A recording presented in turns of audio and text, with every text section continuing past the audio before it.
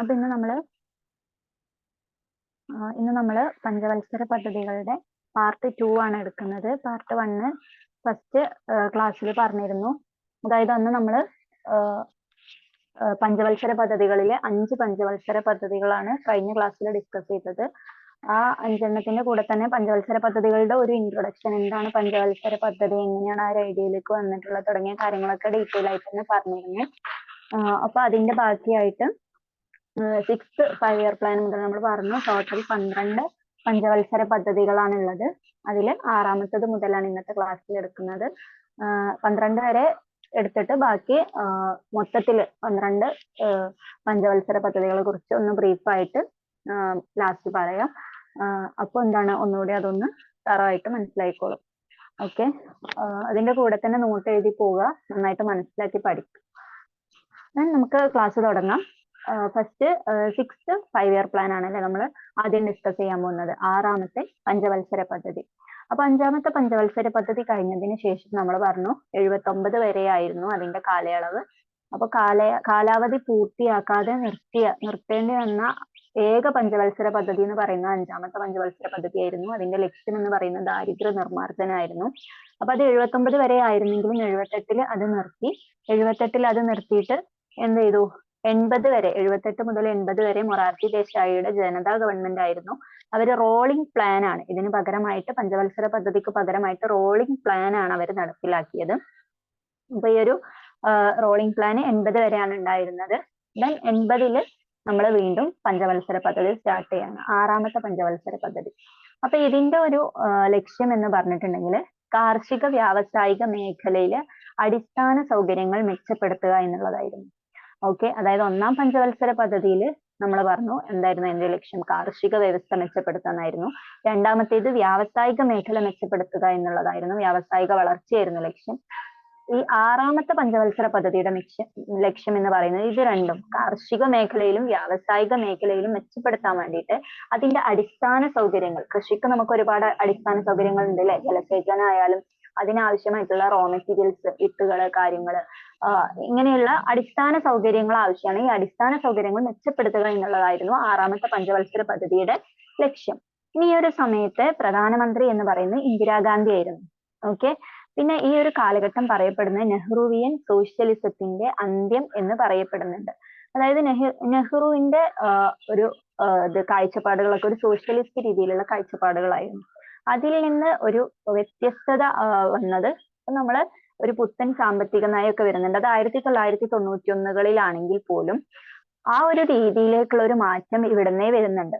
1980-കൾ മുതൽ തന്നെ ഈ ഒരു പുത്തൻ സാമ്പത്തിക നയം അല്ലെങ്കിലും ആ ഒരു രീതിയിൽ എന്താ പറയാ, സോഷ്യലിസത്തിൽ നിന്ന് മാറി ചിന്തിക്കാൻ തുടങ്ങിയ ഒരു കാലഘട്ടമാണ്. ഓക്കെ, ഇനി ഇന്ത്യയിൽ ആദ്യമായിട്ട് വ്യാവസായിക നയം നിലവിൽ വന്നത് 1948-ലാണ്. 2ാമത് വ്യാവസായിക നയം നിലവിൽ വന്നത് നമ്മൾ പറഞ്ഞിരുന്നു 1956-ലാണ്. 1956-ലാണ്. അപ്പൊ ഇതൊക്കെ, ഈ ഒരു വ്യാവസായിക നയമൊക്കെ സോഷ്യലിസ്റ്റ് രീതിയിലുള്ളതായിരുന്നു. എന്ന് പറഞ്ഞിട്ടുണ്ടെങ്കിൽ പൊതുമേഖലാ സ്ഥാപനങ്ങൾ മെച്ചപ്പെടുത്താനും ആ ഒരു രീതിയിലൊക്കെ ഉള്ള ലക്ഷ്യങ്ങൾ വെച്ചിട്ടായിരുന്നു ഈ ഒരു നയങ്ങളൊക്കെ ഉണ്ടായിരുന്നത്. അല്ലാതെ ഒരു ആഗോളവൽക്കരണം എന്നുള്ള രീതിയിലോ അല്ലെങ്കിൽ ഒരു സ്വകാര്യവൽക്കരണം, ഒരു ലാഭം ലക്ഷ്യം വെച്ചുകൊണ്ടുള്ള ഒരു നയങ്ങളൊന്നും ആയിരുന്നില്ല. ഓക്കെ, ജനങ്ങൾക്ക് അല്ലെങ്കിൽ പൊതുജനങ്ങൾക്ക് ഉപകാരപ്രദമായ രീതിയിൽ, അവർക്ക് അനുകൂലമായിട്ട്, അവർക്ക് ദോഷം വരാത്ത രീതിയിലുള്ള ഒരു വ്യാവസായിക ലക്ഷ്യങ്ങളായിരുന്നു കാഴ്ചവെച്ചിരുന്നത് അതുവരെ. ഈ ഒരു സമയം മുതൽ 1980 മുതൽ അതിൽ നിന്ന് മാറ്റം വരാൻ തുടങ്ങി. ഓക്കെ, അപ്പോ ഈ ഒരു ഉദാരവൽക്കരണം എന്ന് പറഞ്ഞാല് ലിബറലൈസേഷൻ, പ്രൈവറ്റൈസേഷൻ, ഗ്ലോബലൈസേഷൻ, ഇതൊക്കെ പുത്തൻ സാമ്പത്തിക നയത്തിന്റെ ഭാഗമായിട്ട് 1991 വന്നതാണ്. അത് ഇവിടുന്ന് തന്നെ ഈ ഒരു നയങ്ങളൊക്കെ മാറി വരുന്നുണ്ട് ചെറുതായിട്ട്. അതായത് വില നിയന്ത്രണം ഒഴിവാക്കി, അതുപോലെ ഉദാരവൽക്കരണം ഒക്കെ ഇവിടുന്ന് തന്നെ തുടങ്ങുന്നുണ്ട്. ദെൻ ഈ ഒരു സമയത്ത് 6ാം പഞ്ചവത്സര പദ്ധതിയുടെ സമയത്താണ് നബാർഡ് എന്ന് പറഞ്ഞിട്ടുള്ള ബാങ്ക് രൂപീകരിച്ചത്. നബാർഡ് എന്ന് നിങ്ങൾ കേട്ടിട്ടുണ്ടാവും, ഇമ്പോർട്ടന്റ് ആയിട്ടുള്ള ഒരു ബാങ്കാണ് നബാർഡ്. അപ്പൊ ഈ നബാർഡിന്റെ ഒരു പ്രത്യേകത എന്ന് പറയുന്നത് അതൊരു സ്പെഷ്യൽ ബാങ്കാണ്. എന്ന് പറഞ്ഞിട്ടുണ്ടെങ്കിൽ അതിന്റെ ഒരു ലക്ഷ്യം എന്ന് പറയുന്നത് ഗ്രാമീണ മേഖലയുടെ ഉന്നമനമാണ്. ഗ്രാമീണ മേഖലയുടെ ഉന്നമനം ലക്ഷ്യം വെച്ചുകൊണ്ടുള്ള ഒരു ബാങ്കാണ് നബാർഡ് എന്ന് പറയുന്നത്. അതായത് ഗ്രാമീണരായിട്ടുള്ള ആൾക്കാർക്ക് അവിടുത്തെ കൃഷിയും അവരുടെ ചെറുകിട വ്യവസായങ്ങളും അതിനെയൊക്കെ ഹെൽപ്പ് ചെയ്യാൻ വേണ്ടിയിട്ട്, അതിനെ സഹായിക്കാൻ വേണ്ടിയിട്ടുള്ള ഒരു ബാങ്കാണ് നബാർഡ് എന്ന് പറയുന്ന ബാങ്ക്. ഓക്കെ, അപ്പൊ ഈ നബാർഡ് രൂപീകരിക്കുന്നത് 1982 ജൂലൈ 12-നാണ്. 1982 ജൂലൈ 12. അപ്പൊ 80 to 85 ആണ് 6-ാം പഞ്ചവത്സര പദ്ധതി. അപ്പൊ 6-ാം പഞ്ചവത്സര പദ്ധതി കാലത്ത് 1982 ജൂലൈ 12-നാണ് നബാർഡ് ബാങ്ക് രൂപീകരിച്ചത്. അതുപോലെ ഈ ഒരു സമയത്ത് ഒരുപാട് ഓർഗനൈസേഷൻ ഒരുപാട് പദ്ധതികളും കാര്യങ്ങളൊക്കെയാണ് കാര്യമായിട്ട് ഈ ഒരു പഞ്ചവത്സര പദ്ധതി കാലത്ത് രൂപീകരിച്ചിട്ടുള്ളത്. അപ്പൊ അതിൽ പെട്ട 2-3 പദ്ധതികൾ ഇവിടെ പറയുന്നുണ്ട്. അപ്പൊ അതൊന്നും ശ്രദ്ധിച്ചു വെക്കുക, ആ ഒരു പദ്ധതികളുടെ പേരും കാര്യങ്ങളൊക്കെ. അത് ഒന്ന് IRDP ആണ്. IRDP എന്ന് പറഞ്ഞിട്ടുണ്ടെങ്കിൽ integrated rural development programme. Integrated rural development programme. Rural എന്ന് പറഞ്ഞാൽ എന്താ? ഗ്രാമീണം അല്ലെ? അതായത് ഗ്രാമീണ വികസനത്തിനും കാര്യങ്ങൾക്കും വേണ്ടിയിട്ടൊക്കെ ഉണ്ടായിട്ടുള്ള ഒരു പദ്ധതിയാണ് IRDP എന്ന് പറയുന്നത്, integrated rural development programme. then അടുത്തൊരു പദ്ധതിയാണ് RLEGP. RLEGP എന്ന് പറഞ്ഞാൽ rural landless employment guarantee programme. Rural landless employment guarantee programme. ഇതും റൂറൽ ആയിട്ടുള്ള ആൾക്കാർക്ക് അവർക്ക് അനുകൂലമായിട്ട് അവർക്ക് വേണ്ട ഹെൽപ്പും സഹായങ്ങൾക്കൊക്കെ വേണ്ടിയിട്ട് ഉണ്ടാക്കിയിട്ടുള്ള ഒരു പദ്ധതിയാണ്. ഓക്കെ, അപ്പോ നബാർഡ് ബാങ്ക് രൂപീകരിച്ചു. IRDP, RLEGP ഈ 2 പദ്ധതികൾ രൂപീകരിച്ചു. ഒരു പദ്ധതി കൂടി വരുന്നുണ്ട്, പറയാം. അടുത്തതാണ് NREP, national rural employment programme. അപ്പൊ ഒന്ന് IRDP integrated rural development programme. രണ്ടാമത്തത് RLEGP, rural landless employment guarantee programme. And NREP, national rural employment programme. അതുപോലെ മറ്റൊന്നാണ് ട്രൈസം എന്ന് പറഞ്ഞിട്ടുണ്ടെങ്കിൽ ഇപ്പൊ പറഞ്ഞ 3 അതായത് NREPയും IRDPയും RLEGPയും എന്ന് പറയുന്ന ഗ്രാമീണ ഉന്നമനത്തിനാണ്. ട്രൈസം എന്ന് പറയുന്നത് യൂത്തിന് വേണ്ടിയിട്ടുള്ള ഒരു ട്രെയിനിങ് പ്രോഗ്രാം ആണ്. TRYSEM training of youth for self employment mission. യൂത്തിനെ സെൽഫ് എംപ്ലോയിഡ് ആക്കുക, ആ ഒരു ലക്ഷ്യത്തോടു കൂടി തുടങ്ങിയിട്ടുള്ള ഒരു ട്രെയിനിങ് പ്രോഗ്രാം ആണ് ട്രൈസം എന്ന് പറയുന്നത്. അപ്പോൾ ഇതൊക്കെ ആണ് 6-ാം പഞ്ചവത്സര പദ്ധതിയെ കുറിച്ച് പറയാനുള്ളത്. 6-ാം പഞ്ചവത്സര പദ്ധതി കാലത്ത് ലക്ഷ്യം വെച്ചിരുന്ന ഒരു വളർച്ച എന്ന് പറയുന്നത് 5.2% ആയിരുന്നു. ആ 5.2% ആണ് ലക്ഷ്യം വെച്ചതെങ്കിലും 5.7 വരെ വളർച്ച കൈവരിക്കാൻ ഈ ഒരു പദ്ധതിയിലൂടെ കഴിഞ്ഞിട്ടുണ്ട്. അപ്പൊ ലക്ഷ്യം വെച്ചതിനേക്കാളും കൂടുതൽ നേട്ടം കൈവരിച്ച ഒരു പദ്ധതി കൂടിയാണ് 6-ാം പഞ്ചവത്സര പദ്ധതി. അപ്പൊ നമ്മൾ 6 പഞ്ചവത്സര പദ്ധതികൾ പറഞ്ഞതിൽ 1-ാമത്തതും 5-ാമത്തതും 6-ാമത്തതും ഇതുവരെ പറഞ്ഞതിൽ 1, 5, 6 ആണ് ലക്ഷ്യം വെച്ചതിലും കൂടുതൽ വളർച്ച കൈവരിച്ച പഞ്ചവത്സര പദ്ധതികൾ. ഓക്കെ, അപ്പൊ ഇതിന്റെ ഒരു കാരണം എന്ന് പറയുന്നത് നയങ്ങളിലൊക്കെ വന്ന മാറ്റം ആയിരിക്കാം. ഓക്കെ, നയങ്ങളിൽ മാറ്റം വരാനുള്ള ഒരു കാരണം എന്ന് പറയുന്ന അതുവരെ ഉള്ള പഞ്ചവത്സര പദ്ധതികൾ ഒക്കെ വെച്ചിട്ട് നമുക്ക് വളർച്ചയൊക്കെ ഉണ്ടായിട്ടുണ്ട് എങ്കിൽ പോലും എന്താണ് ചില കാര്യങ്ങളിലൊക്കെ വീണ്ടും ഒരു ഉന്നമനം വരണം എന്നുള്ള ആ ഒരു കാരണം കൊണ്ടാണ് ഈ ഒരു നെഹ്റുവിയൻ സോഷ്യലിസം ഒക്കെ ഇല്ലാതായി പോകാൻ തുടങ്ങിയത്. ഓക്കെ, അപ്പൊ 6th 5-year പ്ലാൻ 6-ാം പഞ്ചവത്സര പദ്ധതി ഒന്നുകൂടി റിവൈസ് ചെയ്യാം. ലക്ഷ്യം എന്ന് പറയുന്നത് കാർഷിക വ്യാവസായിക മേഖലയിലെ അടിസ്ഥാന സൗകര്യങ്ങൾ മെച്ചപ്പെടുത്തുക എന്നുള്ളതാണ്. ആ കാലത്തെ പ്രധാനമന്ത്രി ഇന്ദിരാഗാന്ധി ആയിരുന്നു. നെഹ്റുവിയൻ സോഷ്യലിസത്തിന്റെ അന്ത്യം ഇവിടെ മുതലാണ് തുടങ്ങുന്നത്. പിന്നെ ഇന്ത്യയിൽ ആദ്യമായിട്ട് വ്യാവസായിക നയം നിലവിൽ വന്നത് 1948-ലാണ് ആദ്യമായിട്ട് വ്യാവസായിക നയം നിലവിൽ വന്നത്. അതിനുശേഷം 1956 ഒരു വ്യാവസായിക നയം നിലവിൽ വന്നു. ഈ 2 വ്യാവസായിക നയങ്ങളും സോഷ്യലിസം അടിസ്ഥാനമാക്കിയുള്ള വ്യാവസായിക നയങ്ങൾ ആയിരുന്നു. ഓക്കെ, പൊതുമേഖലാ സ്ഥാപനങ്ങൾക്ക് മുൻഗണന കൊടുക്കുന്ന വ്യാവസായിക നയങ്ങളായിരുന്നു. 3-ാമത്തെ വ്യാവസായിക നയം നിലവിൽ വരുന്നത് 1991-ലാണ്. അതാണ് പുത്തൻ സാമ്പത്തിക നയം എന്നറിയപ്പെടുന്നത്. അത് സോഷ്യലിസം രീതിയിലല്ല, അതെന്തായിരുന്നു ഒന്നുകൂടെ LPG ഒക്കെ വരുന്നത് അവിടെയാണ്. ആഗോളവൽക്കരണം അതൊക്കെ ലക്ഷ്യം വെച്ചുകൊണ്ടുള്ള ഒരു വ്യാവസായിക നയമായിരുന്നു 1991 നിലവിൽ വന്നത്. അപ്പൊ 1980 സോഷ്യലിസത്തിൽ നിന്നൊക്കെ മാറിയിട്ട് ആ നയങ്ങളൊക്കെ മാറി ഉദാരവൽക്കരണം എന്നുള്ള ഒരു രീതിയിലേക്കൊക്കെ മാറി ചിന്തിക്കാൻ തുടങ്ങി. ഒരുപാട് വസ്തുക്കൾക്ക് വില നിയന്ത്രണമൊക്കെ ഏർപ്പെടുത്തിയിരുന്നു. വില നിയന്ത്രണം എന്ന് പറഞ്ഞാൽ ഗവൺമെന്റ് ഒരു വില നിശ്ചയിക്കും, ആ വിലയെ ഒരു വസ്തുവിന് ഈടാക്കാൻ പറ്റുള്ളൂ. അപ്പൊ അത് ചില പ്രൊഡക്ട്സിന്റെ ചില സാധനങ്ങളുടെയൊക്കെ ആ ഒരു വില നിയന്ത്രണമൊക്കെ ഒഴിവാക്കി. അതൊക്കെയാണ് ഈ ഒരു സമയത്ത് ഈ 6ാം പഞ്ചവത്സര പദ്ധതി കാലത്ത് വന്ന മാറ്റങ്ങൾ. ദെൻ ഇമ്പോർട്ടന്റ് ആയിട്ടുള്ള ഒരു കാര്യം, നബാർഡ് ബാങ്ക് രൂപീകരിച്ചത് ഇക്കാലത്താണ്. 1982 ജൂലൈ 12-നാണ് നബാർഡ് രൂപീകരിക്കുന്നത്. നബാർഡ് എന്ന് പറഞ്ഞ ഒരു സ്പെഷ്യൽ ബാങ്ക്, ഗ്രാമീണ മേഖലയുടെ ഉന്നമനത്തിനായിട്ട് വർത്തിക്കുന്ന കൃഷി ചെറുകിട വ്യവസായങ്ങളെയൊക്കെ സപ്പോർട്ട് ചെയ്യുന്ന ഒരു ബാങ്കാണ്. ദെൻ ഈ കാലത്ത് നിലവിൽ വന്ന ഒരു 3-4 പ്രോഗ്രാമുകൾ, പദ്ധതികളാണ്. ഒന്ന് IRDP, 2 RLEGP, മൂന്നാമത്തത് NREP.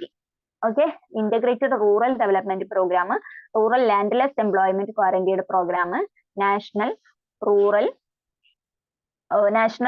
Employment programme. ഇത് മൂന്നും ഗ്രാമീണ ഉന്നമനത്തിന് വേണ്ടിയുള്ള 3 പ്രോഗ്രാമുകളാണ്. അതുപോലെ യൂത്തിനെ സെൽഫ് എംപ്ലോയിഡ് ആക്കുക എന്നുള്ള ലക്ഷ്യത്തോട് കൂടിയിട്ട് നിലവിൽ വന്നതാണ് TRYSEM, training of youth for self employment mission. Then അക്കാലത്ത് ടാർഗറ്റ് ചെയ്തതിനേക്കാളും കൂടുതൽ വളർച്ച കൈവരിക്കാൻ ഇന്ത്യക്ക് കഴിഞ്ഞ ഒരു പഞ്ചവത്സര പദ്ധതിയിലൂടെ കഴിഞ്ഞു എന്നുള്ളതാണ് മറ്റൊരു കാര്യം. ദെൻ അടുത്തതായിട്ട് നമുക്ക് പറയാനുള്ളത് 7ാം പഞ്ചവത്സര പദ്ധതിയാണ്. 7ാം പഞ്ചവത്സര പദ്ധതി. 7ാം പഞ്ചവത്സര പദ്ധതിയുടെ കാലഘട്ടം എന്ന് പറയപ്പെടുന്നത് ഇതിന്റെ തുടർച്ചയായിട്ട് തന്നെ, ആറാമത്തേത് 1980-85 ആയിരുന്നെങ്കിൽ 7ാമത്തേത് 1985 മുതൽ 1990 വരെയായിരുന്നു 7ാം പഞ്ചവത്സര പദ്ധതിയുടെ കാലം. ഇതിന്റെ ലക്ഷ്യം എന്ന് പറയുന്നത് തൊഴിലവസരങ്ങൾ വർദ്ധിപ്പിക്കുക, ആധുനികവൽക്കരണം. ഈ 2 മെയിൻ ലക്ഷ്യങ്ങളാണ് ഈ ഒരു പഞ്ചവത്സര പദ്ധതിക്ക് ഉണ്ടായിരുന്നത്. ഓക്കെ, ദെൻ ഈ കാലഘട്ടത്തിൽ ഇത് തുടങ്ങുന്നതിന്റെ തൊട്ട് മുമ്പ് 1984-ലാണ് ഇന്ദിരാഗാന്ധി വധിക്കപ്പെടുന്നത്. ഇന്ദിരാഗാന്ധി വധിക്കപ്പെട്ടു. അങ്ങനെ പിന്നീട് പ്രധാനമന്ത്രിയായി വന്നത് രാജീവ് ഗാന്ധിയാണ്. അപ്പൊ രാജീവ് ഗാന്ധിയുടെ സമയത്താണ് ഈ 7ാമത്തെ പഞ്ചവത്സര പദ്ധതി ഉണ്ടാവുന്നത്. അപ്പൊ ഇന്ത്യയിൽ തന്നെ ഏറ്റവും പ്രായം കുറഞ്ഞ പ്രധാനമന്ത്രി എന്നത് രാജീവ് ഗാന്ധിയാണ്. ഇന്ത്യയിലെ ഏറ്റവും പ്രായം കുറഞ്ഞ പ്രധാനമന്ത്രി രാജീവ് ഗാന്ധി. ഓക്കെ, അത് ഓർത്തു വെക്കാട്ടോ. ദെൻ ശാസ്ത്ര സാങ്കേതിക വിദ്യകളിൽ ഊന്നിയുള്ള ഒരു വ്യാവസായിക വളർച്ചയാണ് ഇവിടെ ഉദ്ദേശിച്ചിരുന്നത്. അതായത് ടെക്നോളജിക്ക്, IT, ഇൻഫർമേഷൻ ടെക്നോളജിക്കൊക്കെ കൂടുതൽ ഇമ്പോർട്ടൻസ് കൊടുക്കുക, ആ ഒരു രീതിയിൽ ഇന്ത്യയെ ആധുനികവൽക്കരിക്കുക, അങ്ങനെ ഇന്ത്യയിലെ വ്യവസായം വളർത്തുക എന്നുള്ളതായിരുന്നു ഇവിടുത്തെ ലക്ഷ്യം എന്ന് പറയുന്നത്. അപ്പൊ 7ാമത്തെ പഞ്ചവത്സര പദ്ധതി 1985 മുതൽ 90 വരെ തൊഴിലവസരങ്ങളുടെ വർധനവും ആധുനികവൽക്കരണവുമായിരുന്നു ഇതിന്റെ ലക്ഷ്യം. ഇന്ത്യയിലെ ഏറ്റവും പ്രായം കുറഞ്ഞ പ്രധാനമന്ത്രിയായിട്ട് രാജീവ് ഗാന്ധി വരുന്നത് ഈ ഒരു സമയത്താണ്, 1985 ഈ ഒരു പഞ്ചവത്സര പദ്ധതി കാലഘട്ടത്തിലാണ്. ശാസ്ത്ര സാങ്കേതിക വിദ്യകളിൽ ഊന്നിയുള്ള ഒരു വ്യാവസായിക വളർച്ചയാണ് ഈ സമയത്ത് ലക്ഷ്യമിട്ടിരുന്നത്. വിവര സാങ്കേതിക വിദ്യ രംഗത്ത് അത്ഭുതകരമായൊരു മാറ്റങ്ങൾ ഇതിലൂടെ സൃഷ്ടിക്കാൻ കഴിഞ്ഞു. IT ഫീൽഡിൽ ഒരുപാട് മാറ്റങ്ങൾ വന്നു. മുമ്പത്തേതിൽ നിന്ന് ഒരുപാട് വികസനം, ഡെവലപ്മെന്റുകളൊക്കെ ഉണ്ടായി. വിവര സാങ്കേതിക വിദ്യയുടെ പിതാവ് എന്നറിയപ്പെടുന്ന പ്രധാനമന്ത്രിയാണ് രാജീവ് ഗാന്ധി. അപ്പൊ രാജീവ് ഗാന്ധി ഈ സമയത്ത് IT-യിൽ നമ്മൾ വളർച്ച ഉണ്ടാവാൻ വേണ്ടിയിട്ട്, പുരോഗതി ഉണ്ടാവാൻ വേണ്ടിയിട്ട് ഒരുപാട് പുതിയ പദ്ധതികളും കാര്യങ്ങളൊക്കെ കൊണ്ടുവന്നിരുന്നു. അതുകൊണ്ട് തന്നെ ഇവിടെ വിവര സാങ്കേതിക വിദ്യക്കാണ് കൂടുതൽ ഇമ്പോർട്ടൻസ് ഈ കാലത്തിൽ കൊടുത്തത്. അതുകൊണ്ട് വിവര സാങ്കേതിക വിദ്യയുടെ പിതാവ് എന്നറിയപ്പെടുന്ന പ്രധാനമന്ത്രി രാജീവ് ഗാന്ധിയാണ്. ഓക്കെ, ഇനി ഈ ഒരു സമയത്താണ് ജവഹർ റോസ്ഗർ യോജന എന്ന് പറഞ്ഞിട്ടുള്ള ഒരു പദ്ധതി രാജീവ് ഗാന്ധി തുടങ്ങുന്നത്. JRY ജവഹർ റോസ്ഗർ യോജന എന്ന് പറഞ്ഞിട്ടുണ്ടെങ്കിൽ നമ്മൾ തൊട്ട് മുമ്പ് 6ാമത്തെ പഞ്ചവത്സര പദ്ധതിയിൽ നമ്മൾ 2 ഗ്രാമീണ ഉന്നമനത്തിന് വേണ്ടിയുള്ള 2 പദ്ധതികൾ പറഞ്ഞിരുന്നു. NREP and RLEGP, national rural employment പ്രോഗ്രാമും rural landless employment guarantee programme. ഈ 2 പ്രോഗ്രാമുകളും ഏകദേശം ഒരുപോലെയുള്ള ലക്ഷ്യങ്ങളാണ്. അപ്പൊ ഇതിനെ രണ്ടിനും കൂടി ലയിപ്പിച്ചിട്ട് ഇത് രണ്ടും കൂടി ഒന്നാക്കിയിട്ടുണ്ടായിട്ടുള്ള ഒരു പുതിയ ഒരു പദ്ധതിയാണ് ജവഹർ റോസ്ഗർ യോജന, JRY എന്ന് പറയുന്നത്. അപ്പൊ ഇത് ഒന്നാക്കിയത് 1989-ലാണ്. 1989-ലാണ് ജവഹർ റോസ്ഗർ യോജന എന്ന് പറയുന്നത് നിലവിൽ വരുന്നത്. ഓക്കെ, 1989 ഏപ്രിൽ 1 ജവഹർ റോസ്ഗർ യോജന നിലവിൽ വരുന്നത്. ഇനി ഇന്ത്യയിലെ വാർത്താവിനിമയ രംഗത്ത് വികസനം കൊണ്ടുവന്ന ഒരാളാണ്. ഇപ്പൊ ഈ ഒരു ഇവിടെ പറഞ്ഞ നമ്മൾ വിവരസാങ്കേതിക വിദ്യ രംഗത്ത് ഒരുപാട് മാറ്റങ്ങൾ സൃഷ്ടിച്ചു. ഇതുപോലെ തന്നെ വാർത്താവിനിമയ രംഗത്തും ഗതാഗത രംഗത്തും ഒരുപാട് പുരോഗതി ഉണ്ടായിട്ടുണ്ട്. ഈ വാർത്താവിനിമയ രംഗവുമായി ബന്ധപ്പെട്ട് പ്രധാനപ്പെട്ടിട്ടുള്ള ഒരാളാണ് സാം പിത്രോഡ എന്ന് പറയുന്നത്. ഈ സാം പിത്രോഡ എന്നുള്ള പേര് ഇമ്പോർട്ടന്റ് ആണ്, അത് ഓർത്തു വെക്കുക. വാർത്താവിനിമയവുമായി ബന്ധപ്പെട്ട് ചുവടെ കൊടുത്തിരിക്കുന്നവയിൽ പ്രധാനപ്പെട്ട ആളാര്, വാർത്താവിനിമയവുമായി ബന്ധപ്പെട്ടത് ആര് എന്ന് ചോദിച്ചാൽ സാം പിത്രോഡ ആണ്. സാം പിത്രോഡ ഇന്ത്യൻ വാർത്താവിനിമയ രംഗത്ത് ഒരുപാട് വികസനങ്ങൾ കൊണ്ടുവരാൻ അദ്ദേഹം സഹായിച്ചിട്ടുണ്ട്. ഓക്കെ, ദെൻ ഗതാഗത രംഗത്തും പുരോഗമനം തന്നെ ഉണ്ടായി. ഇനി ഈ ഒരു 7ാം പഞ്ചവത്സര പദ്ധതിയുടെ നമ്മുടെ ലക്ഷ്യം വെച്ചിരുന്ന ഒരു വളർച്ച എന്ന് പറയുന്നത് 5%. ആ ഒരു പഞ്ചവത്സര പദ്ധതിയിലൂടെ നമ്മൾ നേടിയെടുത്തത് 6.1%. അപ്പൊ ലക്ഷ്യം വെച്ചതിലേറെ കൂടുതൽ വളർച്ച നേട്ടം കൈവരിക്കാനായി. അപ്പൊ 5ാം പദ്ധതിയിലും 6ാം പദ്ധതിയിലും 7ാം പദ്ധതിയിലും ഈ തുടർച്ചയായിട്ടുള്ള ഈ 3 പദ്ധതികളിലും ലക്ഷ്യം വെച്ചതിലേറെ വളർച്ച കൈവരിക്കാൻ കഴിഞ്ഞു എന്നുള്ളതാണ്. 1ാം പഞ്ചവത്സര പദ്ധതിയിലും ഇതുപോലെ ലക്ഷ്യം വെച്ചതിലേറെ വളർച്ച കൈവരിച്ചിട്ടുണ്ട്. ഓക്കെ, മനസ്സിലായിട്ടുണ്ടാവും എന്ന് വിചാരിക്കുന്നു. ഇനി ഇത് എന്താണ്, 1985 മുതലായിരുന്നു 7ാം പഞ്ചവത്സര പദ്ധതി എന്ന് പറയുന്നത് അല്ലെ. 85 to 90 ആയിരുന്നു. ദെൻ ഇതിന്റെ ലക്ഷ്യം തൊഴിലവസരങ്ങളുടെ വർധനവും ആധുനികവൽക്കരണവും. 1984 ഇന്ദിരാഗാന്ധി വധിക്കപ്പെട്ടു, രാജീവ് ഗാന്ധി പ്രധാനമന്ത്രിയായി വന്നു. ഇന്ത്യയിലെ ഏറ്റവും പ്രായം കുറഞ്ഞ പ്രധാനമന്ത്രിയാണ് അദ്ദേഹം. ശാസ്ത്ര സാങ്കേതിക വിദ്യകളിൽ ഊന്നിയുള്ള ഒരു വ്യാവസായിക വളർച്ചയാണ് അദ്ദേഹം കാഴ്ചവെച്ചത്. ദെൻ വിവര വിദ്യാഭ്യാസ രംഗത്ത് അത്ഭുതകരമായ മാറ്റങ്ങൾ ഇവിടെ സൃഷ്ടിക്കപ്പെട്ടു. അതുകൊണ്ട് തന്നെ വിവര സാങ്കേതിക വിദ്യയുടെ പിതാവ് എന്നറിയപ്പെടുന്ന പ്രധാനമന്ത്രി രാജീവ് ഗാന്ധിയാണ്. ജവഹർ റോസ്ഗർ യോജന എന്ന് പറഞ്ഞിട്ടുള്ള പുതിയൊരു പ്രോഗ്രാം കൊണ്ടുവന്നു. അതായത് NREPയും RLEGPയും കൂടി മിക്സ് ചെയ്തിട്ട് അത് രണ്ടും കൂടി ലയിപ്പിച്ചിട്ടാണ് ഈ ഒരു പുതിയ പദ്ധതി കൊണ്ടുവന്നത്. 1989 ഏപ്രിൽ 1 ഇത് നടപ്പിലാവുന്നത്. ദെൻ വാർത്താവിനിമയവുമായി ബന്ധപ്പെട്ടിട്ടുള്ള ഒരാളാണ് സാം പിത്രോഡ. ഓക്കെ, ദെൻ അടുത്തത് 1990 മുതൽ 92 വരെ പഞ്ചവത്സര പദ്ധതികളൊന്നും നടന്നിട്ടില്ല. നമ്മൾ ഫസ്റ്റ് പറഞ്ഞിരുന്നു 1951 മുതൽ 2017 വരെയാണ് പഞ്ചവത്സര പദ്ധതികൾ ഉണ്ടായിരുന്നത്. അപ്പൊ ആ ഒരു കാലഘട്ടത്തിൽ 3 ഒഴിവുകൾ, 3 ഇടവേളകൾ വരുന്നുണ്ട്. പഞ്ചവത്സര പദ്ധതികൾ നടക്കാത്ത 3 കാലഘട്ടങ്ങൾ വരുന്നുണ്ട്. അതിൽ ഒന്നാമത്തത് 1966 മുതൽ 69 വരെയായിരുന്നു. ആ കാലഘട്ടം പ്ലാൻ ഹോളിഡേ എന്നാണ് അറിയപ്പെടുന്നത്, ആ 3 വർഷം. അത് മൂന്ന് പഞ്ചവത്സര പദ്ധതികൾ കഴിഞ്ഞിട്ടായിരുന്നു, 3ാമത്തെ പഞ്ചവത്സര പദ്ധതിക്ക് ശേഷം. അടുത്ത ഇടവേള വരുന്നത് 5ാമത്തെ പഞ്ചവത്സര പദ്ധതിക്ക് ശേഷമാണ്, 1978 മുതൽ 1981 വരെ. 80 വരെയാണ്, 1980 വരെ. ദെൻ 3ാമത്തത് ഇടവേള വരുന്നത് 7ാം പഞ്ചവത്സര പദ്ധതിക്ക് ശേഷം. ആദ്യത്തേത് 3ാമത്തതിന് ശേഷം, 2ാമത്തെ ഇടവേള വരുന്നത് 5ാം പഞ്ചവത്സര പദ്ധതിക്ക് ശേഷം, ദെൻ 3ാമത്തെ ഇടവേള വരുന്നത് 7ാം പഞ്ചവത്സര പദ്ധതിക്ക് ശേഷം. അപ്പൊ 3, 5, 7 എന്നുള്ള ഓർത്ത് വെക്കാം. അപ്പൊ 7ന് ശേഷം 1990 മുതൽ 1992 വരെ, ഇതാണ് അവസാനത്തെ ഇടവേള എന്ന് പറയുന്നത്. ഇത് കഴിഞ്ഞിട്ട് പിന്നെ തുടർച്ചയായിട്ട് 2017 വരെ പഞ്ചവത്സര പദ്ധതികൾ ഉണ്ടായിട്ടുണ്ട്. ഓക്കെ, അപ്പൊ ഈ ഒരു സമയത്ത് എന്തുകൊണ്ടാണ് പഞ്ചവത്സര പദ്ധതികളൊന്നും നടക്കാതിരുന്നത് എന്നുള്ളത് ഡീറ്റെയിൽ ആയിട്ട് പറയുന്നത് ശ്രദ്ധിക്കുക. അപ്പൊ ഈ ഒരു സമയത്ത് പഞ്ചവത്സര പദ്ധതികൾ നടന്നിട്ടില്ലെങ്കിൽ പോലും വാർഷിക പദ്ധതികൾ എന്നുള്ള രീതിയിൽ കുറച്ച് പദ്ധതികളൊക്കെ ഉണ്ടായിട്ടുണ്ട്. പഞ്ചവത്സര പദ്ധതി ആയിരുന്നില്ല, പകരം വാർഷിക പദ്ധതികൾ, ആനുവൽ പ്ലാൻസ് ആണ് നടപ്പിലാക്കിയത്.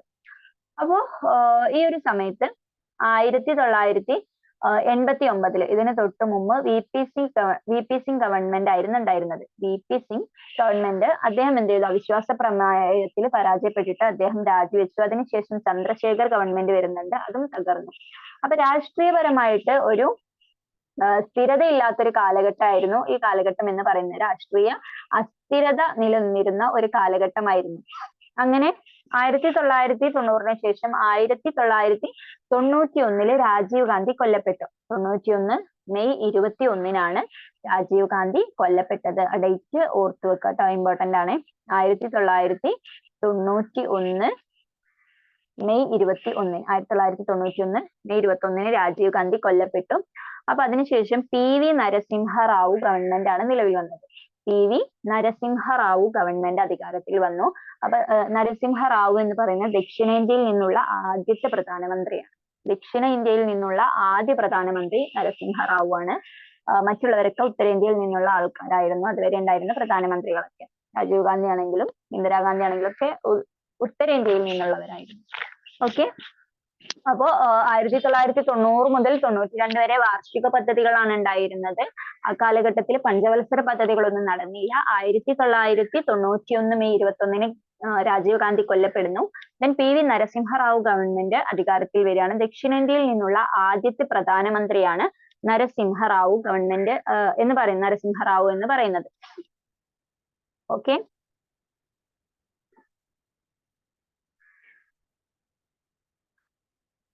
ഇനി നരസിംഹറാവു പ്രധാനമന്ത്രിയായിട്ട് നിലയിൽ വന്ന ഗവൺമെന്റിലെ നരസിംഹറാവു ഗവൺമെന്റിലെ ധനകാര്യ മന്ത്രി ആയിരുന്നത് മൻമോഹൻ സിംഗ് ആയിരുന്നു.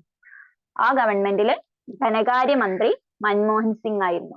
ഇനി എന്തുകൊണ്ടാണ് ഇവര് നിർത്തലാക്കിയത്, എന്തുകൊണ്ടാണ് ഈ ഒരു പഞ്ചവത്സര പദ്ധതി കാലഘട്ടത്തിൽ നിർത്തലാക്കിയത് എന്നുള്ളത്, അതിന്റെ കാരണം ഒരു ഇമ്പോർട്ടന്റ് ആയിട്ടുള്ള കാരണം, മെയിൻ കാരണം എന്ന് പറയുന്ന 1991 ജൂലൈയില് ഒരു പുത്തൻ സാമ്പത്തിക പരിഷ്കാരങ്ങൾ, ന്യൂ എക്കണോമിക് പോളിസീസ്, നമ്മൾ നേരത്തെ പറഞ്ഞു സാമ്പത്തിക പരിഷ്കാരങ്ങൾ വന്നതൊക്കെ പറഞ്ഞില്ലേ, 1980 മുതൽ തന്നെ ആ ഒരു നെഹ്റുവിയൻ സോഷ്യലിസം ഒക്കെ അന്ത്യം, അതൊക്കെ മങ്ങിത്തുടങ്ങി.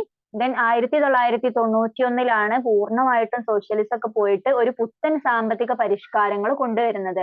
പുത്തൻ സാമ്പത്തിക പരിഷ്കാരങ്ങൾ കൊണ്ടുവരുന്നത് 1991 ജൂലൈയിലാണ്, ന്യൂ എക്കണോമിക് പോളിസി. അപ്പൊ ഇതാണ് എന്ത് ചെയ്തത്, ഈ ഒരു കാലഘട്ടത്തെ മെയിൻ ഹൈലൈറ്റ്, ഈ ഒരു 90-92 കാലഘട്ടത്തെ വാർഷിക പദ്ധതിയിലെ മെയിൻ ഹൈലൈറ്റ് എന്ന് പറയുന്നത് ഈ ഒരു പുത്തൻ സാമ്പത്തിക പരിഷ്കാരമാണ്. എന്തിനാണ് ഇങ്ങനെ ഒരു പരിഷ്കാരം കൊണ്ടുവന്നത്? അപ്പൊ അതിലേക്ക് നയിച്ച പ്രധാനപ്പെട്ട ഒരുപാട് കാരണങ്ങളുണ്ട്. ഒന്നോ രണ്ടോ കാരണമല്ല, ഒന്നിലേറെ കാരണങ്ങൾ കൊണ്ടാണ് ഈ ഒരു പുത്തൻ സാമ്പത്തിക പരിഷ്കാരങ്ങൾ ഇന്ത്യക്ക് ഏർപ്പെടുത്തേണ്ടി വന്നത്. ഓക്കെ, അപ്പൊ ആ കാരണങ്ങൾ എന്താണെന്ന് ഡീറ്റെയിൽ ആയിട്ട് നോക്കാം. അപ്പൊ ഇതിലേക്ക് നയിച്ച കാരണങ്ങൾ, ഒന്നാമത്തെ കാരണം എന്ന് പറയുന്നത്, ഇപ്പൊ ഇതിന് മുമ്പായിട്ട് 7 പഞ്ചവത്സര പദ്ധതികൾ കഴിഞ്ഞു. 7 പഞ്ചവത്സര പദ്ധതികൾ കഴിയുമ്പോഴും അതിൽ നമ്മൾ ഓരോന്നിലും ഓരോ ടാർഗറ്റ് ഒക്കെ വെച്ചിരുന്നു അല്ലെ. അപ്പൊ ഒന്നാമത്തേതില് നമുക്ക് വിചാരിച്ചതിലേറെ വളർച്ച കൈവരിക്കാൻ കഴിഞ്ഞു. 5, 6, 7 പദ്ധതികളിലും വിചാരിച്ചതിലേറെ നേട്ടം കൈവരിക്കാൻ കഴിഞ്ഞു. പക്ഷെ ഇങ്ങനെയൊക്കെ നമ്മൾ നേടിയിട്ടുണ്ടെങ്കിൽ പോലും മറ്റു രാജ്യങ്ങളുമായിട്ട്, ആ സമയത്തുള്ള മറ്റു രാജ്യങ്ങളുമായിട്ട് കമ്പയർ ചെയ്യുന്ന സമയത്ത് ഇന്ത്യയുടെ സാമ്പത്തിക വളർച്ച എന്ന് പറയുന്നത് വളരെ കുറവായിരുന്നു. വളരെ കുറഞ്ഞ ഒരു സാമ്പത്തിക വളർച്ചയാണ് ഇന്ത്യക്ക് നേടാൻ കഴിഞ്ഞത്. അപ്പൊ അതുകൊണ്ട് തന്നെ അതെന്ത് ചെയ്തു, ഇത്ര പോരാ, ഇതിലേറെ ഒന്നുകൂടി നമ്മുടെ ഇന്ത്യ വളരണം എന്നുള്ള ഒരു തോട്ട് അവിടെ വന്നു. ഓക്കെ, അതുപോലെ രണ്ടാമത്തെ ഒരു കാരണമാണ്, ഇന്ത്യയില് 1960 മുതൽ തന്നെ ഇന്ത്യയിൽ കയറ്റുമതി ഉണ്ട്. അതായത് ഇന്ത്യയിലുള്ള പ്രൊഡക്ട്സ് നമ്മൾ പുറം രാജ്യങ്ങളിലേക്ക് കയറ്റുമതി ചെയ്യുന്നുണ്ട്. അപ്പൊ ആ കയറ്റുമതി ചെയ്യാൻ ഇന്ത്യ ആശ്രയിച്ചിരുന്നത് USSR ആയിരുന്നു, ഇന്നത്തെ റഷ്യ. അപ്പൊ USSR സഹായത്തോടെയാണ് ഇന്ത്യ വിദേശത്തേക്ക് ഇന്ത്യൻ പ്രോഡക്ട്സ് ഒക്കെ കയറ്റുമതി ചെയ്തിരുന്നത്. അപ്പൊ 1980 ഈ USSR ഒക്കെ ക്ഷയിക്കാൻ തുടങ്ങി. USSR ക്ഷയിക്കാൻ തുടങ്ങിയത് എന്ത് ചെയ്തു, ഇന്ത്യയുടെ ഈ കയറ്റുമതിയെ അഫക്ട് ചെയ്തു, കയറ്റുമതിയെ ബാധിച്ചു, കയറ്റുമതിയൊക്കെ കുറയാൻ തുടങ്ങി. കയറ്റുമതി കുറഞ്ഞെങ്കിലും ഇന്ത്യയിൽ ഇറക്കുമതിക്ക് കുറവൊന്നും ഉണ്ടായിരുന്നില്ല. അതായത് പുറത്തു നിന്ന്, വിദേശ രാജ്യത്ത് നിന്ന് ഇന്ത്യയിലേക്ക് സാധനങ്ങൾ വരുന്നത് നിർത്തലാക്കുകയോ അല്ലെങ്കിൽ കുറയൊന്നും ചെയ്തിട്ടില്ലായിരുന്നു. അത് അതേപോലെ തന്നെ തുടർന്നു പോന്നു. അപ്പൊ ഇത് നമ്മുടെ സമ്പദ് വ്യവസ്ഥയെ ബാധിക്കും അല്ലെ, തീർച്ചയായിട്ടും. നമുക്ക് ആലോചിച്ചാറേ, നമ്മൾ ഇവിടുത്തെ പ്രൊഡക്ട്സ് നമ്മൾ പുറത്തേക്ക് കയറ്റുമതി ചെയ്യുന്ന സമയത്ത് എന്ത് ചെയ്യും, പുറത്തുനിന്നുള്ള വിദേശ നാണ്യങ്ങൾ നമ്മുടെ രാജ്യത്ത് കൂടുതൽ വരും. നമ്മൾ ഇറക്കുമതി ചെയ്യുന്ന സമയത്തോ നമുക്ക് വിദേശ നാണ്യങ്ങൾ അല്ലെങ്കിൽ ഡോളർ നമ്മൾ അങ്ങോട്ട് കൊടുക്കണം. ഓക്കെ, അപ്പൊ കയറ്റുമതി കുറയുന്ന സമയത്ത് നമുക്ക് വിദേശ നാണ്യം കിട്ടുന്നത് കുറയാണ്, ഇറക്കുമതി കുറഞ്ഞിട്ടുമില്ല. അപ്പൊ എന്ത് ചെയ്യും, നമ്മുടെ അടുത്തുള്ള വിദേശ നാണ്യങ്ങളൊക്കെ നമ്മൾ ഇറക്കുമതിക്ക് വേണ്ടിയിട്ട് നമ്മൾ കൊടുക്കേണ്ടി വരും. എന്നാൽ കൊടുക്കുന്നതിന് പകരമായിട്ട് നമുക്ക് ഇങ്ങോട്ട് കിട്ടുന്നില്ല. കാരണം എന്താ, കയറ്റുമതി കുറവാണ്. അപ്പൊ വിദേശ നാണ്യ ശേഖരണത്തിൽ കുറവ് വരുന്നു. ഇത് നമ്മുടെ ഇന്ത്യയുടെ സാമ്പത്തിക വ്യവസ്ഥയെ കുറവ് വരുത്തും, ഇന്ത്യയുടെ സമ്പദ് വ്യവസ്ഥയെ ബാധിച്ചു. ഓക്കെ, അപ്പൊ അങ്ങനെ ഇതിന് പറയുന്ന, ഈ വിദേശ നാണ്യത്തിൽ കുറവ് വരുന്ന ഒരു അവസ്ഥയാണ് അടവ് ശിഷ്ടം എന്നൊക്കെ പറയുന്ന, ബാലൻസ് പേയ്മെന്റ് എന്നൊക്കെ പറയും. അപ്പോ ഇത്ര മനസ്സിലാക്കുക. അതായത് ഇന്ത്യയുടെ കയറ്റുമതിയിൽ ആശ്രയിച്ചിരുന്ന USSR ക്ഷയിക്കാൻ തുടങ്ങിയപ്പോൾ ഇന്ത്യയുടെ കയറ്റുമതി കുറഞ്ഞു. അത് ഇന്ത്യയെ സമ്പദ് വ്യവസ്ഥയെ കാര്യമായി തന്നെ ബാധിക്കാൻ തുടങ്ങി. സമ്പദ് വ്യവസ്ഥയെ ബാധിച്ച എന്ത് ചെയ്യും, അതും നമ്മ അതിനെ മറികടക്കണം എന്നുള്ള ഒരു ചിന്ത വരികയാണ്. അപ്പൊ അതൊക്കെയാണ് ഈ ഒരു പുത്തൻ സാമ്പത്തിക നയം പാസ്സാക്കാൻ വേണ്ടിയുള്ള അല്ലെങ്കിൽ ആ ഒരു പദ്ധതി നടപ്പിലാക്കാനുള്ള ഒരു അതിലേക്ക് നയിച്ച കാരണങ്ങളാണ് ഇതൊക്കെ. ഓക്കെ. ദെൻ മൂന്നാമത്തെ കാരണം എന്ന് പറയുന്നത് ഗൾഫ് യുദ്ധമാണ്. ഗൾഫില് ഈ സമയത്ത് യുദ്ധം ഉണ്ടാവുന്നുണ്ട്. ഇറാഖ്, കുവൈത്ത് രാജ്യങ്ങൾ തമ്മിൽ ഗൾഫ് യുദ്ധം നടന്നു. ഈ ഗൾഫ് യുദ്ധത്തില് ക്രൂഡ് ഓയിലിന്റെ വില ക്രമാതീതമായി വർദ്ധിച്ചു. ക്രൂഡ് ഓയിലിന്റെ വില വർധനവുണ്ടായി. അപ്പൊ ഇന്ത്യയിലേക്ക് ക്രൂഡ് ഓയിൽ വന്നിരുന്നത് ഈ ഒരു ഖത്തർ നിന്നൊക്കെ ആയിരുന്നു, കുവൈറ്റ് നിന്നൊക്കെ ആയിരുന്നു. അപ്പൊ ആ ക്രൂഡ് ഓയിലിനൊക്കെ വേണ്ടിയിട്ട് ഇന്ത്യ ഒരുപാട് ഇന്ത്യയിൽ ഉണ്ടായിരുന്ന ഡോളറുകൾ കുറെ അങ്ങോട്ട് ഒഴുകിപ്പോയി. ഓക്കെ. അപ്പൊ ഇങ്ങനെ ഈ ഒരു സമയത്ത് സാധനങ്ങൾക്കൊക്കെ വിലക്കയറ്റവും ഒക്കെ ഉണ്ടാവാൻ ഇത് കാരണമായി. കാരണം ഇന്ത്യയുടെ സമ്പദ് വ്യവസ്ഥയിൽ ഉണ്ടായ തകർച്ചയും തളർച്ചയൊക്കെയാണ് ഇതിന്റെയൊക്കെ കാരണം. ഓക്കെ. അപ്പൊ ഇങ്ങനെ ഇന്ത്യ സാമ്പത്തികമായിട്ട് പിന്നോട്ട് പോയ ഈ ഒരു സമയത്ത് ഇന്ത്യക്ക് എന്ത് ചെയ്തു? ഇന്ത്യ സഹായം ചോദിച്ചു. IMF-നോടും അതുപോലെ വേൾഡ് ബാങ്കിനോടൊക്കെ ഇന്ത്യ സഹായം ചോദിച്ചു. സാമ്പത്തിക സഹായം അഭ്യർത്ഥിച്ചു. ഇന്ത്യക്ക് സാമ്പത്തിക സഹായം കിട്ടി. എത്രയാണ് കിട്ടിയത്? 7 ബില്യൺ കോടി ഡോളറുകളാണ് വേൾഡ് ബാങ്കിൽ നിന്ന് ഇന്ത്യക്ക് സഹായം കിട്ടിയത്. 7 ബില്യൺ കോടി ഡോളർ.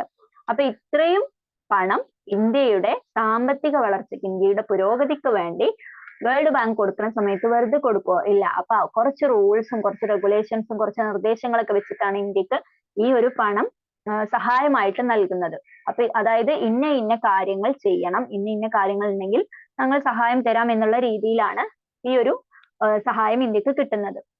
അപ്പൊ എന്തൊക്കെയായിരുന്നു ആ ഒരു നിർദ്ദേശങ്ങൾ എന്ന് പറഞ്ഞിട്ടുണ്ടെങ്കിൽ, അതായത് നിങ്ങളെ ഇന്ത്യയുടെ സാമ്പത്തിക നിലപാടുകൾ കുറച്ചും കൂടിയൊക്കെ ഒന്ന് ശരിയാക്കാനുണ്ട്. സാമ്പത്തിക നയങ്ങളിലൊക്കെ മാറ്റം വരുത്തേണ്ടതുണ്ട്. അതുപോലെ ഇന്ത്യയിൽ സ്വകാര്യവൽക്കരണം കൊണ്ടുവരണം. വ്യവസായത്തിലൊക്കെ കൂടുതൽ ഇമ്പോർട്ടൻസ് കൊടുക്കണം. നിങ്ങൾ കുറച്ചും കൂടി വളർച്ചകളൊക്കെ കൈവരിക്കണം. സാമ്പത്തികമായിട്ട് കുറച്ച് നിയന്ത്രണങ്ങളൊക്കെ ഏർപ്പെടുത്തേണ്ടതുണ്ട് എന്നുള്ള രീതിയിൽ കുറച്ച് നിർദ്ദേശങ്ങളൊക്കെ വേൾഡ് ബാങ്കും അതുപോലെ IMF-ഉം കൊടുത്തു. അപ്പൊ ആ ഒരു നിർദ്ദേശങ്ങളൊക്കെ പാലിക്കാം എന്നുള്ള ഒരു കരാറിന്മേലാണ് എന്ത് ചെയ്യുന്നത്? ഈ ഒരു സഹായം ഇന്ത്യക്ക് കിട്ടുന്നത്. ഓക്കെ. അപ്പൊ ഇതൊക്കെയാണ് എന്ത് ചെയ്തത്? ഇന്ത്യയെ ഈ ഒരു സമയത്ത് 1990-92 കാലഘട്ടത്തിലാണ് പുത്തൻ സാമ്പത്തിക നയം 91 ജൂലൈയിൽ, കൃത്യമായിട്ട് പറയുകയാണെങ്കിൽ ജൂലൈ മാസത്തിലാണ് പുത്തൻ സാമ്പത്തിക നയം നടപ്പിലാക്കുന്നത്. അപ്പൊ നടപ്പിലാക്കാനുള്ള മെയിൻ കാരണങ്ങൾ എന്ന് പറയുന്നത് ഇവയൊക്കെയാണ്. ഏതൊക്കെയാണ് കാരണം? ഒന്നാമത്തേത്, മറ്റ് രാജ്യങ്ങളുമായി താരതമ്യപ്പെടുത്തുമ്പോൾ ഇന്ത്യയുടെ സാമ്പത്തിക വളർച്ച വളരെ കുറവാണ്. ദെൻ കയറ്റുമതിയിൽ ഇന്ത്യയിലെ കയറ്റുമതി കുറയാൻ തുടങ്ങി. അപ്പൊ ഇന്ത്യയിലേക്ക് വിദേശ നാണയ ശേഖരണം കുറവ് വരുന്നു. ദെൻ ഗൾഫ് യുദ്ധത്തിൽ ക്രൂഡ് ഓയിലിന്റെ വില വർധനവ് വന്നു. അതൊക്കെ ഇന്ത്യയുടെ സാമ്പത്തിക സ്ഥിതിയെ ബാധിച്ചു. ദെൻ ഇന്ത്യയിൽ സാധനങ്ങൾക്ക് വിലക്കയറ്റം ഉണ്ടായി. അപ്പൊ ഇതൊക്കെ കാരണം ഇന്ത്യ സാമ്പത്തികമായി തകർന്നു. ഇന്ത്യക്ക് വേൾഡ് ബാങ്കിൽ നിന്ന് സഹായം അഭ്യർത്ഥിക്കേണ്ടി വന്നു. സഹായം കൊടുക്കണമെങ്കിൽ വേൾഡ് ബാങ്ക് എന്ത് ചെയ്തു? കുറച്ച് നിർദ്ദേശങ്ങൾ വെച്ചു. അപ്പൊ ആ നിർദ്ദേശങ്ങൾ എന്ന് പറയുന്ന ഈ സ്വകാര്യവൽക്കരണവും സാമ്പത്തിക നിയന്ത്രണങ്ങൾ ഏർപ്പെടുത്തുക തുടങ്ങിയ കാര്യങ്ങളൊക്കെ ആയിരുന്നു. അപ്പൊ അതിന്റെയൊക്കെ ഫലമായിട്ടാണ് ഇന്ത്യക്ക് പുത്തൻ സാമ്പത്തിക നയം നടപ്പിലാക്കേണ്ടി വന്നത്. പുത്തൻ സാമ്പത്തിക നയം നടപ്പിലാക്കിയത് 1991 ജൂലൈ. ഓക്കെ. ദെൻ ഇതിനു മുമ്പ് നമ്മൾ പറഞ്ഞു 2 വ്യാവസായിക നയങ്ങൾ വന്നിട്ടുണ്ട് അല്ലെ. ഫസ്റ്റ് ആദ്യമായി വ്യാവസായിക നയം വന്നത് 1948-ലാണ്. 1948-ലെ വ്യാവസായിക നയം വന്നു. പിന്നെ വന്നത് 1956-ലാണ്. അപ്പോ ആദ്യത്തെയും രണ്ടാമത്തെയും വ്യാവസായിക നയങ്ങൾ എന്ന് പറയുന്നത് ഒരു സോഷ്യലിസ്റ്റ് പാറ്റേണിലുള്ളതായിരുന്നു, അല്ലെങ്കിൽ സോഷ്യലിസ്റ്റ് ബിഹേവിയർ ഉള്ളതായിരുന്നു എന്ന് നമ്മൾ പറഞ്ഞു. അതായത് പൊതുമേഖലാ സ്ഥാപനങ്ങളുടെ സംരക്ഷണമൊക്കെ ലക്ഷ്യം വെച്ചുകൊണ്ട്, അല്ലെങ്കിൽ ജനങ്ങളുടെ ക്ഷേമം ലക്ഷ്യം വെച്ചുകൊണ്ടുള്ള വ്യാവസായിക വളർച്ചയായിരുന്നു. 1956-ലെ വ്യാവസായിക നയവും വളരെ ഇമ്പോർട്ടന്റ് ആണ്. അതിനെ പറയപ്പെടുന്നത് ഇന്ത്യയുടെ സാമ്പത്തിക ഭരണഘടന എന്നറിയപ്പെടുന്ന വ്യാവസായിക നയവും, അതുപോലെ തന്നെ ബൈബിൾ ഓഫ് സ്റ്റേറ്റ് ക്യാപിറ്റലിസം എന്നറിയപ്പെടുന്ന വ്യാവസായിക നയവും ഏതാണ്? 1956-ലെ വ്യാവസായിക നയമാണ്. വളരെ ഇമ്പോർട്ടന്റ് ആയിട്ടുള്ള 2 വ്യാവസായിക നയങ്ങളാണിത്. അപ്പൊ 1956-ലെ വ്യാവസായിക നയം അറിയപ്പെടുന്നത് ഇന്ത്യയുടെ സാമ്പത്തിക ഭരണഘടന, അതുപോലെ Bible of state capitalism. Okay. അപ്പൊ ഇത്രയും കാര്യങ്ങൾ മനസ്സിലായിട്ടുണ്ടാവുമെന്ന് വിചാരിക്കുന്നു.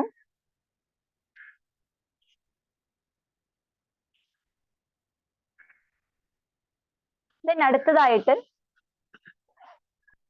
ഇതിന്റെ ഭാഗമായിട്ട് MRTP ആക്ട് അതുപോലെ ഫെറ അതൊക്കെ ഈ ഒരു സമയത്താണ് വരുന്നത്. അപ്പൊ MRTP എന്ന് പറഞ്ഞിട്ടുണ്ടെങ്കിൽ സ്വകാര്യ വ്യവസായങ്ങളെയൊക്കെ നിയന്ത്രിക്കാൻ വേണ്ടിയിട്ടുള്ള ഒരു ആക്ട് ആണ് MRTP ആക്ട്. അതായത് അതിന്റെ ഫുൾ ഫോം എന്ന് പറയുന്ന monopolies restriction trade act. Monopolies restriction trade act. Private ആയിട്ടുള്ള വ്യവസായങ്ങളൊക്കെ കൺട്രോൾ ചെയ്യാൻ വേണ്ടിയിട്ടുള്ള ഒരു ആക്ട് ആണ് MRTP ആക്ട്. അപ്പൊ അതൊക്കെ പുത്തൻ സാമ്പത്തിക നയത്തിന്റെ അടിസ്ഥാനത്തിൽ വന്നിട്ടുള്ളതാണ്. അതുപോലെ ഒന്നാണ് ഫെറ. ഫെറ എന്ന് പറയുന്ന വിദേശ മൂലധന നിക്ഷേപം നിയന്ത്രിക്കാൻ വേണ്ടിയിട്ടുള്ളതാണ് ഫെറ. ഓക്കെ.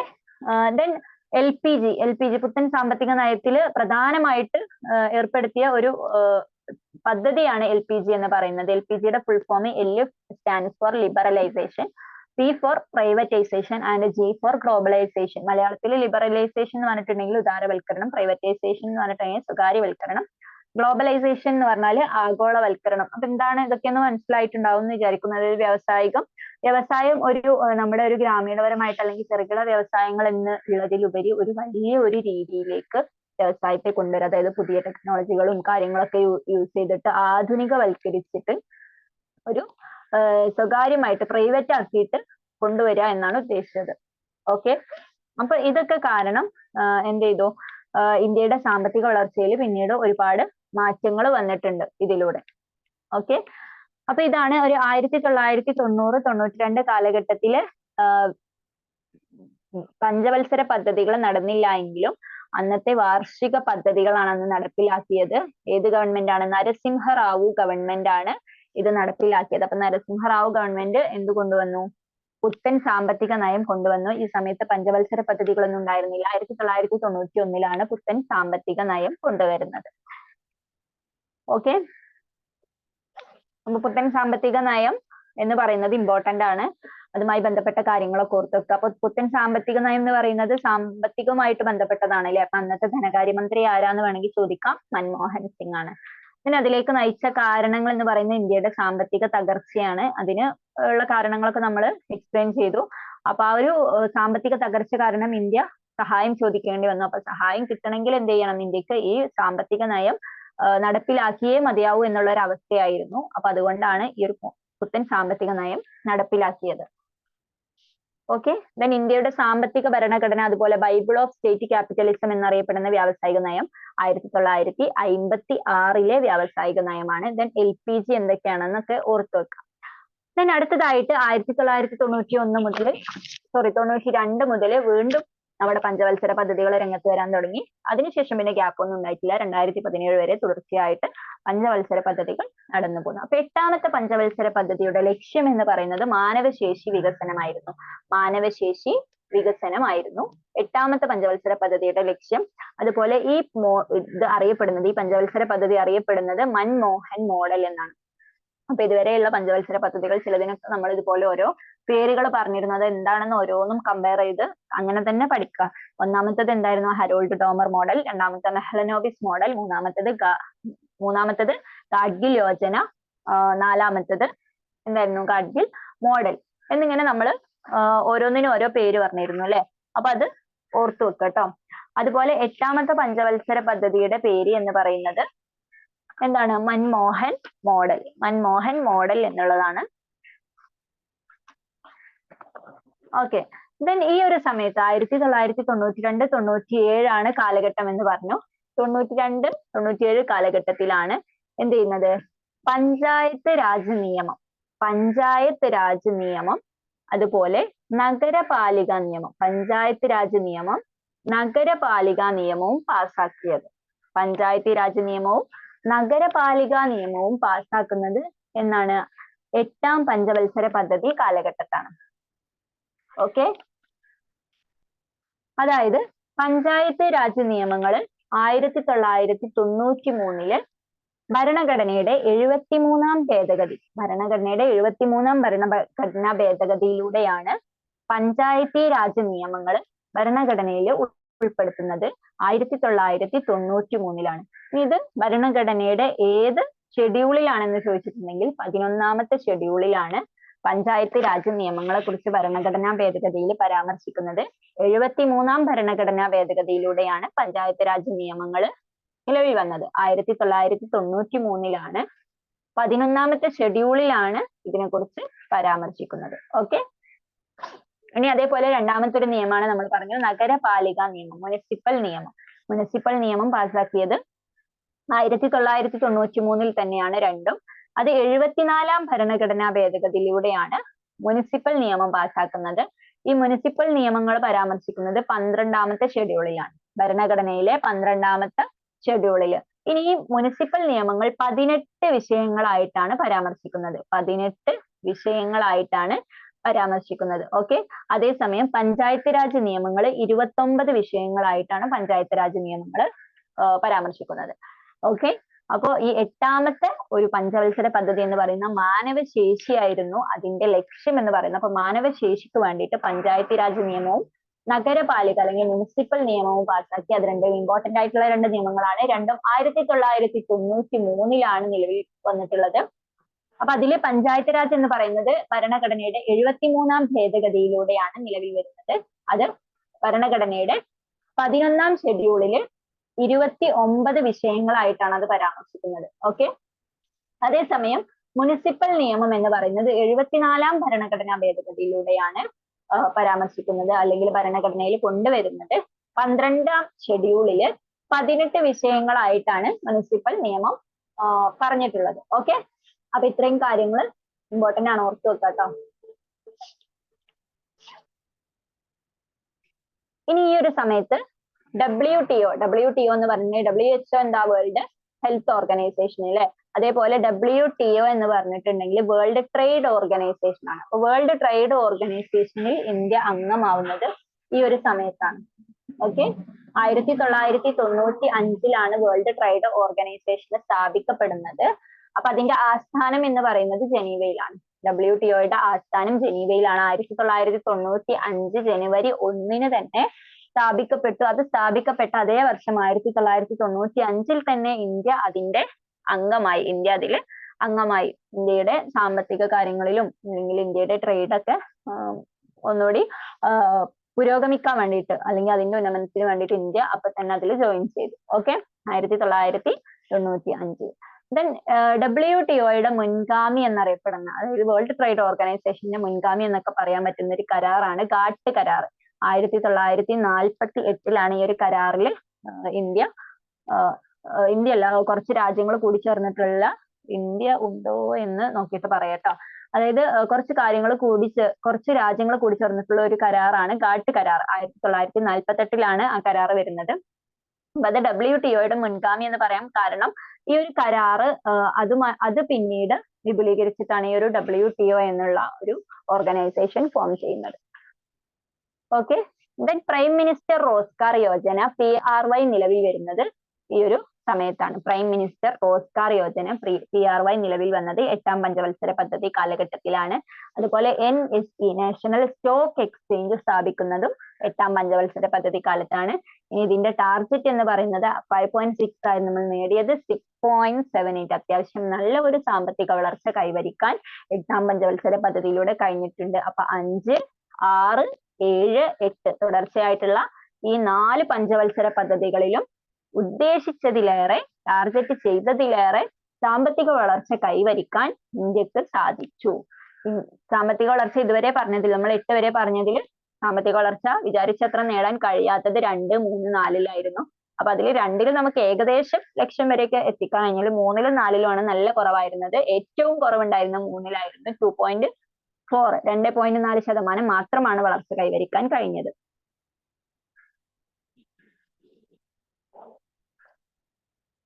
അപ്പൊ ഇത്രയും കാര്യങ്ങൾ ഒന്നുകൂടി പറയാം. അതായത് 8ാമത്തെ പഞ്ചവത്സര പദ്ധതി മാനവശേഷി വികസനമായിരുന്നു. പിന്നെ നമ്മൾ മൻമോഹൻ മോഡൽ അല്ലെങ്കിൽ ജോൺ W മില്ലർ മാതൃക എന്നൊക്കെ പറയപ്പെടുന്നു. മൻമോഹൻ മോഡൽ അതായത് ജോൺ W മില്ലർ മാതൃക എന്നറിയപ്പെടുന്നത് 8ാം പഞ്ചവത്സര പദ്ധതിയാണ്. ദെൻ ഈ സമയത്താണ് പഞ്ചായത്ത് രാജ് നിയമം, നഗരപാലിക, മുനിസിപ്പൽ നിയമം പാസ്സാക്കിയത് ഈ സമയത്താണ്. ദെൻ 1993, 92 to 97 ആണല്ലോ ഇതിന്റെ കാലഘട്ടം. അപ്പൊ ഇതിലാണ് ഈ ഒരു സമയത്ത് 1993 പഞ്ചായത്ത് രാജ് നിയമവും നഗരപാലിക നിയമവും പാസ്സാക്കുന്നത്. അതിന്റെ ഏത് ഭരണഘടന ഭേദഗതിയാണ് 73ഉം 74ഉം ഓർത്തു വെക്കുക. ഓരോന്നും ഏത് ഷെഡ്യൂളിലാണ് പരാമർശിക്കുന്നത്, അതുപോലെ ഓരോന്നും എത്ര വിഷയങ്ങളിലായിട്ടാണ് പരാമർശിക്കുന്നത് എന്നുള്ളതും ഓർത്തു വെക്കുക. പഞ്ചായത്ത് രാജ് ആണെങ്കിൽ 11ാമത്തെ ഷെഡ്യൂളിൽ 29 വിഷയങ്ങൾ, മുനിസിപ്പൽ നിയമമാണെങ്കിൽ 12ാമത്തെ ഷെഡ്യൂളിൽ 18 വിഷയങ്ങൾ. ഈ സമയത്ത് ഇന്ത്യ വേൾഡ് ട്രേഡ് ഓർഗനൈസേഷനിൽ അംഗമായി. അതിന്റെ ആസ്ഥാനം ജനീവയാണ്. വേൾഡ് ട്രേഡ് ഓർഗനൈസേഷൻ സ്ഥാപിക്കപ്പെടുന്നത് 1995 ജനുവരി 1-നാണ്. ആ 95-ൽ തന്നെ ഇന്ത്യ അതിൽ അംഗമായി. വേൾഡ് ട്രേഡ് ഓർഗനൈസേഷന്റെ ഒരു മുൻഗാമി അതിലേക്ക് നയിച്ച ഒരു കരാറാണ് ഗാട്ട് കരാർ 1948. Then prime minister Rozgar Yojana PRY നിലവിൽ വന്നത് ഈ സമയത്താണ്. അതുപോലെ നാഷണൽ സ്റ്റോക്ക് എക്സ്ചേഞ്ച് NSE സ്ഥാപിച്ചത് ഈ സമയത്താണ്. ഉദ്ദേശിച്ചതിലേറെ സാമ്പത്തിക വളർച്ച കൈവരിക്കാനും കഴിഞ്ഞു. ഇനി അടുത്തതായിട്ട് 9ാമത്തെ പഞ്ചവത്സര പദ്ധതിയാണ്. അതിന്റെ കാലഘട്ടം ഇതിന്റെ തുടർച്ചയായിട്ട് 97 മുതൽ 2002 വരെ. ഇതിന്റെ ലക്ഷ്യം എന്ന് പറയുന്നത് ഗ്രാമീണ വികസനവും വികേന്ദ്രീകൃത ആസൂത്രണവുമായിരുന്നു. അപ്പോൾ ഓരോന്നിന്റെ ലക്ഷ്യങ്ങൾ ഏകദേശമൊക്കെ നമുക്ക് സിമിലർ ആയിട്ട് തോന്നുമെങ്കിലും ഒക്കെ ഡിഫറെന്റ് ആണ് അല്ലെ. അപ്പൊ ആ ഒരു ലക്ഷ്യങ്ങൾ കറക്റ്റ് ഓർത്ത് വെക്കുക, എന്താണ് ലക്ഷ്യങ്ങൾ എന്നുള്ളത്. അപ്പൊ അതിന് ചെറിയൊരു സ്റ്റോറി പോലെ ഞാൻ ഓർത്ത് വെക്കുന്ന ഒരു കാര്യം ഞാൻ പറയാം, എല്ലാം കഴിഞ്ഞിട്ട് അവസാനം പറഞ്ഞു. ഓക്കെ, ഗ്രാമീണ വികസനവും വികേന്ദ്രീകൃത ആസൂത്രണവുമായിരുന്നു 9ാമത്തെ പഞ്ചവത്സര പദ്ധതി. അപ്പൊ ഈ ഒരു സമയത്താണ് AB വാജ്പേയി അധികാരത്തിൽ വരുന്നതും ഒരു 13 ദിവസം പ്രധാനമന്ത്രിയായിട്ട് നിൽക്കുന്നതൊക്കെ. അപ്പൊ ഈ പദ്ധതിയെ നമ്മൾ ജനകീയ പദ്ധതി എന്നും അറിയപ്പെടുന്നുണ്ട്. ജനകീയ പദ്ധതി എന്നറിയപ്പെടുന്ന പഞ്ചവത്സര പദ്ധതിയാണ് 9ാമത്തെ പഞ്ചവത്സര പദ്ധതി. എന്തായിരിക്കും ജനകീയ പദ്ധതി എന്നറിയപ്പെടാൻ കാരണം? ജനങ്ങൾക്ക് വേണ്ടിയിട്ടുള്ള ഒരുപാട് പദ്ധതികൾ ഇവിടെ വരുന്നുണ്ട്. ഓക്കെ, അപ്പൊ ഇതിന്റെ ഒരു ലക്ഷ്യം എന്ന് പറയുന്നത് സാമൂഹ്യ നീതിയിലും തുല്യതയിലും അധിഷ്ഠിതമായിട്ടുള്ള വികസനം കൊണ്ടുവരിക എന്നുള്ളതായിരുന്നു. ഗ്രാമീണ വികസനമാണ് ലക്ഷ്യം അല്ലെ, ഗ്രാമത്തിലും വികസിപ്പിച്ചു കൊണ്ടുവരിക. ഓക്കെ, സാമൂഹ്യ നീതിയും തുല്യതയൊക്കെ ഉറപ്പാക്കുക. അതുകൊണ്ട് തന്നെ ഇതിനെ ജനകീയ പദ്ധതി എന്ന് അറിയപ്പെടുന്നു. ഇനി ഈ സമയത്താണ് എന്ത് ജനകീയ പദ്ധതി, ജനങ്ങൾക്ക് വേണ്ടിയുള്ള പദ്ധതിയാണ് എന്ത് കുടുംബശ്രീ അല്ലെ. നമ്മുടെ സ്ത്രീ ശാക്തീകരണത്തിനൊക്കെ ഒരുപാട് ഹെൽപ്പ് ചെയ്തിട്ടുള്ള കുടുംബശ്രീ പദ്ധതി നടപ്പിലാവുന്നത് 1998 മെയ് 17. ഡേറ്റ് ഇമ്പോർട്ടന്റ് ആണ്, ഡേറ്റ് എന്തായാലും പഠിക്കാട്ടോ. 1998 മെയ് 17-നാണ് കുടുംബശ്രീ നിലവിൽ വരുന്നത്. കുടുംബശ്രീ അന്ന് ഉദ്ഘാടനം ചെയ്തത് AB വാജ്പേയി ആണ്. AB വാജ്പേയി മലപ്പുറത്ത് വെച്ചിട്ട് കുടുംബശ്രീ ഉദ്ഘാടനം ചെയ്തു 1998 മെയ് 17. അതുപോലെ മറ്റു 2 പദ്ധതികളാണ് അന്ത്യോദയ, അന്നപൂർണ. അതൊക്കെ ഇമ്പോർട്ടന്റ് ആയിട്ടുള്ള പദ്ധതികളാണ്, ഗ്രാമീണ വികസനത്തിന് ലക്ഷ്യം വെച്ചുകൊണ്ടുള്ള പദ്ധതികൾ. അതുപോലെ സ്ത്രീ ശാക്തീകരണവും ഇതിന്റെ ഒരു ലക്ഷ്യമായിരുന്നു. ഇപ്പൊ സ്ത്രീ ശാക്തീകരണം മുമ്പ് ചോദിച്ചിട്ടുണ്ട്. അപ്പൊ സ്ത്രീ ശാക്തീകരണം 9ാം പഞ്ചവത്സര പദ്ധതിയിലും അതുപോലെ 10ാം പഞ്ചവത്സര പദ്ധതിയുടെ ലക്ഷ്യത്തിലും സ്ത്രീ ശാക്തീകരണം പറയുന്നുണ്ട്. എങ്കിൽ പോലും പരീക്ഷയ്ക്ക് ചോദിക്കുകയാണെങ്കിൽ ഒന്നുകൂടി കൂടുതൽ ഇമ്പോർട്ടൻസ് കൊടുക്കേണ്ടത് 9ാമത്തെ പഞ്ചവത്സര പദ്ധതിക്കാണ്. കാരണം ഇവിടെയാണ് ഈ കുടുംബശ്രീയൊക്കെ നടപ്പിലാക്കുന്നത്. കുടുംബശ്രീയൊക്കെ സ്ത്രീ ശാക്തീകരണം ലക്ഷ്യം വെച്ചുകൊണ്ടുള്ള ഒരു പദ്ധതിയാണ്. അപ്പൊ അതുകൊണ്ട് മെയിൻ ഒരു ലക്ഷ്യമായിട്ട് 9ാം പഞ്ചവത്സര പദ്ധതിയുടെ മെയിൻ ലക്ഷ്യമായിട്ട് നമുക്ക് പറയാം സ്ത്രീ ശാക്തീകരണം എന്നുള്ളത്. ഓക്കെ,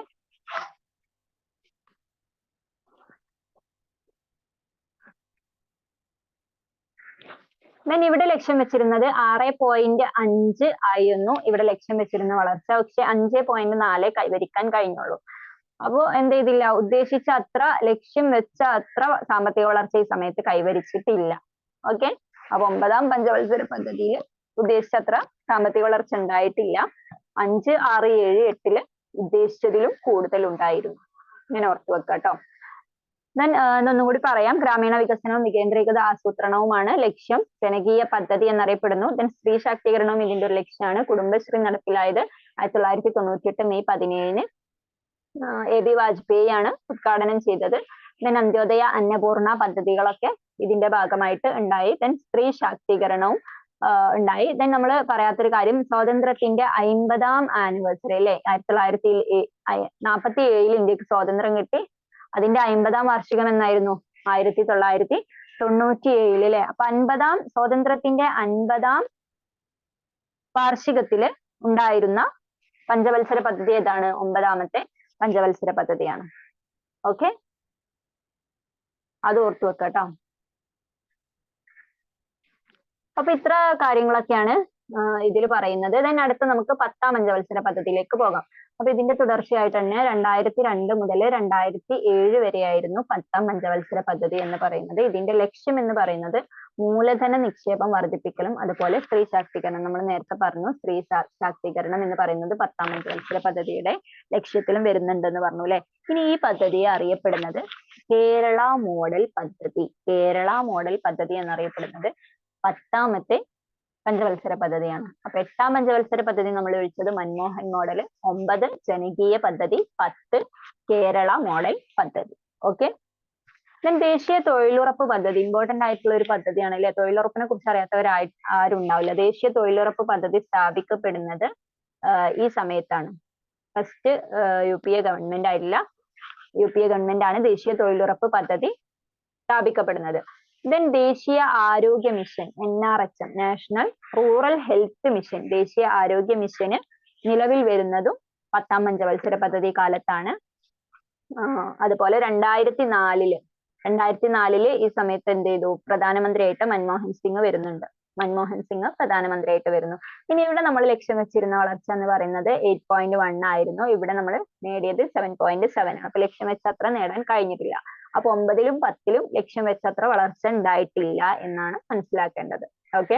പക്ഷെ ആ ലക്ഷ്യം നമ്മൾ ഇതിന്റെ കൂടെ തന്നെ നമ്മൾ എന്തോർക്കണം, ആ ലക്ഷ്യം എന്ന് പറയുന്നത് കുറച്ച് വലിയ സംഖ്യ ആയിരുന്നു അല്ലെ. അതായത് നേരത്തെ നമ്മൾ ഇതിനു മുമ്പുള്ള പഞ്ചവത്സര പദ്ധതികളിലൊക്കെ നമ്മുടെ ലക്ഷ്യം 5ഓ 4.5 അങ്ങനെയൊക്കെ ആയിരുന്നെങ്കിൽ ഇവിടെ 6.5 അല്ലെങ്കിൽ 8.1 എന്നൊക്കെ പറയുന്ന വലിയൊരു സാമ്പത്തിക വളർച്ചയാണ്. അപ്പൊ 7.7 ഒക്കെ നേടാൻ കഴിഞ്ഞു എന്ന് പറഞ്ഞാൽ അത്യാവശ്യം നല്ല സാമ്പത്തിക വളർച്ച ഉണ്ടായിട്ടുണ്ട് എങ്കിൽ പോലും ലക്ഷ്യം വെച്ച അത്ര കിട്ടിയിട്ടില്ല എന്നാണ് ഉദ്ദേശിച്ചത്. ഇനി ഇവിടെ ശ്രദ്ധിക്കേണ്ട ഒരു കാര്യം എന്ന് പറയുന്നത് ഇവിടെ സ്ത്രീ ശാക്തീകരണത്തിന് ഇമ്പോർട്ടൻസ് കൊടുത്തു എന്ന് പറഞ്ഞാൽ അപ്പൊ അതിന്റെ കാരണം എന്ന് പറയുന്നത് 2001 ഒരു സെൻസസ് നടക്കുന്നുണ്ട്. അപ്പൊ ആ സെൻസസ് ഡാറ്റ പ്രകാരമാണ് സ്ത്രീ ശാക്തീകരണത്തിന് ഇമ്പോർട്ടൻസ് കൊടുക്കാൻ കാരണമായത്. അടുത്തത് വരുന്നത് 11ാമത്തെ പഞ്ചവത്സര പദ്ധതി. ഇവിടെ നിന്ന് അത്ര ഇമ്പോർട്ടന്റ് ആയിട്ട് കുറെ കാര്യങ്ങളൊന്നുമില്ല, എന്നാലും 1-2 പോയിന്റുകളൊക്കെ പഠിക്കാനുള്ള. ഈ കാര്യങ്ങളൊക്കെ പറയുന്ന 1-2 പോയിന്റുകളൊക്കെ ഓർത്തു വെക്കുക കേട്ടോ. അപ്പൊ ഒന്നാമത്തെ 2ാമത്തെ പഞ്ചവത്സര പദ്ധതിയിലൊക്കെ നമ്മൾ ഒരുപാട് കാര്യങ്ങൾ പറഞ്ഞിരുന്നു. അപ്പൊ അതൊക്കെ നന്നായിട്ട് പഠിക്കാം. 11ാം പഞ്ചവത്സര പദ്ധതി എന്ന് പറയുന്നത് 2007 മുതൽ 2012 വരെയായിരുന്നു. ഇതിന്റെ ലക്ഷ്യം എന്ന് പറയുന്നത് സമഗ്ര വികസനമാണ്. സമഗ്ര വികസനം. എന്താ സമഗ്ര വികസനം എന്ന് പറഞ്ഞിട്ടുണ്ടെങ്കിൽ എല്ലാ തലത്തിലുമുള്ള ഒരു വികസനം. അപ്പൊ ഇത്രയും പഞ്ചവത്സര പദ്ധതികൾ നടത്തി വന്നതിൽ ഒരുപാട് സാമ്പത്തിക വളർച്ച അതിലൂടെ നമുക്ക് നേടാൻ കഴിഞ്ഞുവെങ്കിലും എല്ലാ തലത്തിലേക്കും വികസനം എത്തിയിട്ടില്ലായിരുന്നു എന്നാണ് മനസ്സിലാക്കേണ്ടത്. അതുകൊണ്ടാണ് എന്ത് ചെയ്തത്, 11ാം പഞ്ചവത്സര പദ്ധതിയുടെ ലക്ഷ്യം സമഗ്ര വികസനമായിട്ട് മാറിയത്. അതായത് വികസനം എന്ന് പറഞ്ഞാൽ ഉണ്ടായിട്ടുണ്ടെങ്കിലും അത് ചില ഏരിയകളിൽ മാത്രം കോൺസെൻട്രേറ്റ് ചെയ്തിട്ട് വികസനം ഉണ്ടായി. ചില ഭാഗത്ത് എന്താണ്, ചില ഫീൽഡിൽ വികസനം തീരെ ഇല്ല, ചില ഭാഗത്ത് നല്ല വികസനം ഉണ്ട്. അപ്പൊ അതുകൊണ്ട് കാര്യമില്ല, വികസനം എല്ലായിടത്തും എത്തണം. അപ്പൊ അതായിരുന്നു ഇതിന്റെ ഒരു ഐഡിയ എന്ന് പറയുന്നത്. 11ാം പഞ്ചവത്സര പദ്ധതിയുടെ മെയിൻ ഐഡിയ എന്ന് പറയുന്നത് സമഗ്ര വികസനമായിരുന്നു. അപ്പൊ ഇതിന്റെ രൂപരേഖ തയ്യാറാക്കിയത് C. രംഗരാജനാണ്. C. രംഗരാജൻ. ഈ വളരെ ഇമ്പോർട്ടന്റ് ആയിട്ടുള്ള 2009 വിദ്യാഭ്യാസ അവകാശ നിയമം RTE, right to education RTE act, വിദ്യാഭ്യാസ അവകാശ നിയമം പാസ്സാക്കുന്നത് 2009 11ാം പഞ്ചവത്സര പദ്ധതി കാലഘട്ടത്താണ്. ഇനി 2009 ഈ ഒരു അവകാശ നിയമം പാസ്സാക്കിയെങ്കിലും ഈ RTE നടപ്പിലാക്കുന്നത് 2010 ഏപ്രിൽ 1-നാണ്. 2010 ഏപ്രിൽ 1-നാണ് RTE നടപ്പിലാക്കുന്നത്. ഓക്കെ. ഇവിടെ നമ്മൾ ലക്ഷ്യം വെച്ചിരുന്ന വളർച്ച 9% ആണ്. 9% ലക്ഷ്യം വളർച്ചയാണ് നമ്മൾ ഉദ്ദേശിച്ചിരുന്നത്. നമുക്ക് 8.2% വളർച്ച നേടാൻ കഴിഞ്ഞു എന്നുള്ളതും ഓർത്തു വെക്കാം. ഓക്കെ. അപ്പൊ ഇതുവരെയുള്ള 12ാമത്തെ പഞ്ചവത്സര പദ്ധതിയുടെ വളർച്ച നോക്കുക. അത് പിന്നെ അവസാനത്തെ പഞ്ചവത്സര പദ്ധതിയാണ്, അത് നിർത്തലാക്കി അല്ലെ. അപ്പൊ 2012 വരെയായിരുന്നു 11ാം പഞ്ചവത്സര പദ്ധതി ഉണ്ടായിരുന്നത്. അതിന്റെ സാമ്പത്തിക വളർച്ച എന്ന് പറയുന്നത് 8.2 ആണ്. അപ്പൊ ഇതുവരെയുള്ള 12 പഞ്ചവത്സര പദ്ധതികൾ ഏറ്റവും കൂടുതൽ വളർച്ച കൈവരിച്ച പഞ്ചവത്സര പദ്ധതി എന്നത് 11ാം പഞ്ചവത്സര പദ്ധതിയാണ്. 8.2% അതിന്റെ വളർച്ച എന്ന് പറയുന്നത്. ഏറ്റവും കുറഞ്ഞ സാമ്പത്തിക വളർച്ച കൈവരിച്ചത് 3ാം പഞ്ചവത്സര പദ്ധതിയിലാണ്. തകർന്നുപോയ അല്ലെങ്കിൽ പരാജയപ്പെട്ട ഒരു പഞ്ചവത്സര പദ്ധതിയാണ് 3ാം പഞ്ചവത്സര പദ്ധതി. അതിലെ 2.4 ആയിരുന്നു അതിന്റെ വളർച്ചാ നിരക്ക്. ഓക്കെ. അപ്പൊ ഇവിടെ ഉദ്ദേശിച്ചത് നമ്മൾ 9% അപ്പൊ ഉദ്ദേശിച്ച ലക്ഷ്യത്തിലൊന്നും എത്തിയില്ലെങ്കിൽ പോലും ലാർജസ്റ്റ് റൈറ്റ് രേഖപ്പെടുത്തിയത്, ലാർജസ്റ്റ് നിരക്ക് രേഖപ്പെടുത്തിയത് 11ാം പഞ്ചവത്സര പദ്ധതിയിലാണ്. ഇനി അടുത്ത് നമ്മൾ 12ാം പഞ്ചവത്സര പദ്ധതിയിലേക്ക് പോവുകയാണെങ്കിൽ 2012 മുതൽ 17 വരെ 12 മുതൽ 17 വരെയാണ് ഇതിന്റെ കാലഘട്ടം. അവസാനത്തെ ലാസ്റ്റ് 5-year പ്ലാൻ ആണ് 12ാം പഞ്ചവത്സര പദ്ധതി എന്ന് പറയുന്നത്. ദെൻ ഇതിന്റെ മെയിൻ ലക്ഷ്യം എന്ന് പറയുന്നത് സുസ്ഥിര വികസനമായിരുന്നു. 11ാം പഞ്ചവത്സര പദ്ധതിയുടെ ലക്ഷ്യം നമ്മൾ എന്താ പറഞ്ഞത്? സമഗ്ര വികസനം അല്ലെ. അപ്പൊ ഇവിടെ സുസ്ഥിര വികസനമാണ്. സുസ്ഥിര വികസനം എന്ന് പറഞ്ഞിട്ടുണ്ടെങ്കിൽ വികസനം, നേരത്തെ സമഗ്ര വികസനം നമ്മൾ പറഞ്ഞു എല്ലാ തലത്തിലും വികസനം കൊണ്ടുവരാം. സുസ്ഥിര വികസനം എന്ന് പറഞ്ഞിട്ടുണ്ടെങ്കിൽ സ്ഥിരമായിട്ടുള്ള ഒരു വികസനമാണ്. അതായത് വികസനം ചില കാലത്ത് നല്ല വികസനം ഉണ്ട്, എന്നാൽ ചിലപ്പോഴോ വികസനം പറ്റ കുറവായിരിക്കും. അങ്ങനെ പാടില്ല. വികസനം എന്താണ്? എപ്പോഴും നമ്മൾ നിലനിർത്തി കൊണ്ടുപോകേണ്ട ഒരു സാധനമാണ്. അപ്പൊ അങ്ങനെ സ്ഥിരമായിട്ട് നിലനിന്നുകൊണ്ടുള്ള ഒരു വികസനമായിരുന്നു 12ാം പഞ്ചവത്സര പദ്ധതിയുടെ ലക്ഷ്യം എന്ന് പറയുന്നത്. ഓക്കെ, അപ്പൊ ഈ ഒരു സമയത്ത് ഇത് അവസാനത്തെ പഞ്ചവത്സര പദ്ധതിയാണെന്ന് പറഞ്ഞാൽ അപ്പൊ അത് നിർത്തലാക്കാനുള്ള കാരണം എന്ന് പറയുന്നത് 2014 മോദി ഗവൺമെന്റ് അധികാരത്തിൽ വന്നു. 2014 ഓഗസ്റ്റില് ഒരു സ്വാതന്ത്ര്യ ദിനവുമായി ബന്ധപ്പെട്ടിട്ടുള്ള ഒരു അദ്ദേഹത്തിന്റെ ഒരു ടോക്കിൽ അല്ലെങ്കിൽ ഒരു സ്പീച്ചിലാണ് പ്രഖ്യാപിക്കുന്നത് എന്ത്? ഈ ഒരു പ്ലാനിംഗ് കമ്മീഷനും അല്ലെങ്കിൽ പഞ്ചവത്സര പദ്ധതിയും കാര്യങ്ങളൊക്കെ നിർത്തലാക്കുകയാണ്. അത് സ്റ്റോപ്പ് ചെയ്തിട്ട് അതിന് പകരമായിട്ട് ഇന്ത്യന്റെ സാമ്പത്തിക വളർച്ചയ്ക്കും ഇന്ത്യയുടെ വളർച്ചയ്ക്കും വേണ്ടിയിട്ട് പുതിയ ഒരു പദ്ധതി കൊണ്ടുവരികയാണ്. അതാണ് നീതി ആയോഗ്. നീതി ആയോഗ് എന്ന് പറഞ്ഞ ഇമ്പോർട്ടന്റ് ആയിട്ടുള്ള ഒരു കാര്യമാണ്. അതിനെക്കുറിച്ച് കൂടുതലൊക്കെ പഠിക്കാണ്ട്. അപ്പൊ ഈ നീതി ആയോഗ് ഇൻട്രൊഡ്യൂസ് ചെയ്യുന്നതും അതേപോലെ ഈ ഒരു പ്ലാനിംഗ് കമ്മീഷൻ നിർത്തലാക്കി എന്നൊക്കെ പ്രഖ്യാപിക്കുന്നത് 2014 ഓഗസ്റ്റിലെ സ്വാതന്ത്ര്യ ദിനത്തിലാണ്. സ്വാതന്ത്ര്യ ദിനവുമായി ബന്ധപ്പെട്ടിട്ടുള്ള ഒരു സ്പീച്ചിലാണ്. ആര്? നരേന്ദ്രമോദി, പ്രധാനമന്ത്രി നരേന്ദ്രമോദിയാണ് ഇത് പ്രഖ്യാപിക്കുന്നത്. അങ്ങനെ നീതി ആയോഗ് നിലവിൽ വന്നത് 2015 ജനുവരി 1-ലാണ്. 2015 ജനുവരി 1 നീതി ആയോഗ് നിലവിൽ വന്നു. ഓക്കെ, നീതി എന്നുള്ളതിന്റെ full form national institution for transforming India എന്നുള്ളതാണ് കേട്ടോ. National institution for transforming India. അപ്പൊ അവസാനത്തെ 12ാമത്തെ പഞ്ചവത്സര പദ്ധതി 2012 മുതൽ 17 വരെ, അത് 17 നിർത്തലാക്കുകയും ചെയ്തു. അതിനുശേഷം പിന്നെ പഞ്ചവത്സര പദ്ധതികളൊന്നും വന്നിട്ടില്ല. അതിനുശേഷം ഉണ്ടായിരുന്ന പദ്ധതികളാണ് NITI Aayog, national institution for transforming India. 2015 ജനുവരി 1 അതായത് പഞ്ചവത്സര പദ്ധതി കഴിയുന്നതിന് മുമ്പ് തന്നെ നീതി ആയോഗ് നിലവിൽ വന്നു. അപ്പൊ ഇത്രയും കാര്യങ്ങളാണ് പഞ്ചവത്സര പദ്ധതികളെ കുറിച്ച് പറയാനുള്ളത്. ഇനി നമുക്ക് ഈ പഞ്ചവത്സര പദ്ധതികൾ, ഈ 12 പഞ്ചവത്സര പദ്ധതികളെ ഒന്ന് ഷോർട്ടായിട്ട് അല്ലെങ്കിൽ ഒന്ന് ബ്രീഫായിട്ട് ഒന്നുകൂടി പെട്ടെന്ന് പറഞ്ഞു പോവാം. അപ്പൊ അതിന് ഞാനൊരു ടേബിൾ ആയിട്ട് ചെയ്തിട്ടുണ്ട്, ഇങ്ങനെ അത് മാത്രമാക്കി എഴുതിയിട്ടുണ്ട്. അപ്പൊ ഇതില് ഫുൾ എല്ലാ കാര്യങ്ങളും ഇല്ല, നമ്മൾ ഇത്രയും പറഞ്ഞ ഡീറ്റെയിൽ ആയിട്ടുള്ള കാര്യങ്ങളൊന്നും ഇല്ല. ജസ്റ്റ് ആ പഞ്ചവത്സര പദ്ധതി ഏതാണ്, അതിന്റെ കാലയളവ് എപ്പോഴാണ് വരുന്നത്, അതിന്റെ ലക്ഷ്യം എന്തായിരുന്നു എന്നുള്ള മാത്രമാണ്. അപ്പൊ ഇത് ജസ്റ്റ് ഒന്ന് നോക്കട്ടോ. അതായത് 1ാം പഞ്ചവത്സര പദ്ധതി നമുക്കറിയാൻ തുടങ്ങിയത് 1951 to 1956 സ്റ്റാർട്ട് ചെയ്തു. അതിന്റെ ലക്ഷ്യം എന്ന് പറയുന്നത് കാർഷിക മേഖലയുടെ വളർച്ചയായിരുന്നു. 2ാമത്തത് 1956 to 1961 വ്യാവസായിക മേഖലയുടെ വളർച്ചയായിരുന്നു ലക്ഷ്യം. 3ാം പദ്ധതി 1961 മുതൽ 1966 വരെ, അതിന്റെ ലക്ഷ്യം എന്ന് പറയുന്നത് ഭക്ഷ്യ സ്വയം പര്യാപ്തതയും സമ്പദ്ഘടനയുടെ സ്വയം പര്യാപ്തതയുമായിരുന്നു. ദെൻ 3ാമത്തെ പദ്ധതി കഴിഞ്ഞതിന് ശേഷം 1966 കഴിഞ്ഞിട്ട് പിന്നെന്താണ്, അവിടെ ഒരു ഹോളിഡേ വരുന്നുണ്ട് അല്ലെ, അവിടെ ഒരു ഇടവേള വരുന്നുണ്ട്. പ്ലാൻ ഹോളിഡേ എന്നാണ് ആ ഒരു കാലഘട്ടം അറിയപ്പെടുന്നത്. 1966 മുതൽ 1969 വരെ 3 വർഷക്കാലം പഞ്ചവത്സര പദ്ധതികൾ ഉണ്ടായിട്ടില്ല. അവിടെ പ്ലാൻ ഹോളിഡേ ആണ്. ഓക്കെ, ദെൻ അതിനുശേഷം പിന്നെ 1969 അപ്പൊ അതിന്റെ കാരണം എന്താണെന്നൊക്കെ നമ്മൾ ഡീറ്റെയിൽ ആയിട്ട് പറഞ്ഞിരുന്നു അല്ലെ. 1962 ഇന്ത്യ ചൈന യുദ്ധം, അതേപോലെ ഇന്ത്യ പാക് യുദ്ധം, അതൊക്കെ കാരണം ഇന്ത്യ സാമ്പത്തികമായിട്ട് തകർന്നു. അപ്പൊ അതുകൊണ്ടാണ് പഞ്ചവത്സര പദ്ധതികളൊന്നും അവിടെ നടപ്പാക്കാതിരുന്നത്. ദെൻ 4ാമത്തെ പദ്ധതി പിന്നെ 69 to 74, അതിന്റെ ഉദ്ദേശം, അതിന്റെ ലക്ഷ്യം എന്ന് പറയുന്നത് സ്ഥിരതയോട് കൂടിയുള്ള വളർച്ചയും സ്വാശ്രയത്വവും. ദെൻ 5ാം പദ്ധതി 1974 മുതൽ 79 വരെ, അതിന്റെ ലക്ഷ്യം എന്ന് പറയുന്നത് ദാരിദ്ര്യ നിർമ്മാർജ്ജനമായിരുന്നു. ദാരിദ്ര്യം ഇല്ലാതാക്കുക എന്നുള്ള ലക്ഷ്യത്തോടെ, അതായത് ഗരീബി ഹഠാവോ എന്നുള്ള ഒരു മുദ്രാവാക്യമൊക്കെ പറഞ്ഞിരുന്നു നമ്മൾ. ദെൻ അത് കഴിഞ്ഞിട്ട് വീണ്ടും ഒരു ഇടവേള വരുന്നുണ്ട്. അത് റോളിംഗ് പ്ലാൻ എന്നറിയപ്പെടുന്ന 2 വർഷം 1978 മുതൽ 80 വരെ, അതായത് 5ാം പദ്ധതി 79 വരെ ആയിരുന്നെങ്കിൽ പോലും അത് 78 വരെ ഉണ്ടായിട്ടുള്ളൂ. പൂർത്തിയാക്കാത്ത ഏക പഞ്ചവത്സര പദ്ധതി 5ാം പദ്ധതിയാണ്. അപ്പൊ അതിൽ 78 റോളിംഗ് പ്ലാൻ വരാനുള്ള കാരണം 78 മൊറാർജി ദേശായിയുടെ ജനതാ ഗവൺമെന്റ് വന്നു. അവര് റോളിംഗ് പ്ലാൻ എന്നുള്ള ഒരു പദ്ധതിയാണ് കൊണ്ടുവന്നത് 2 വർഷം. then അതിനുശേഷം 80 വീണ്ടും പഞ്ചവത്സര പദ്ധതി തുടങ്ങി 6ാം പദ്ധതി 80 to 85 വരെ.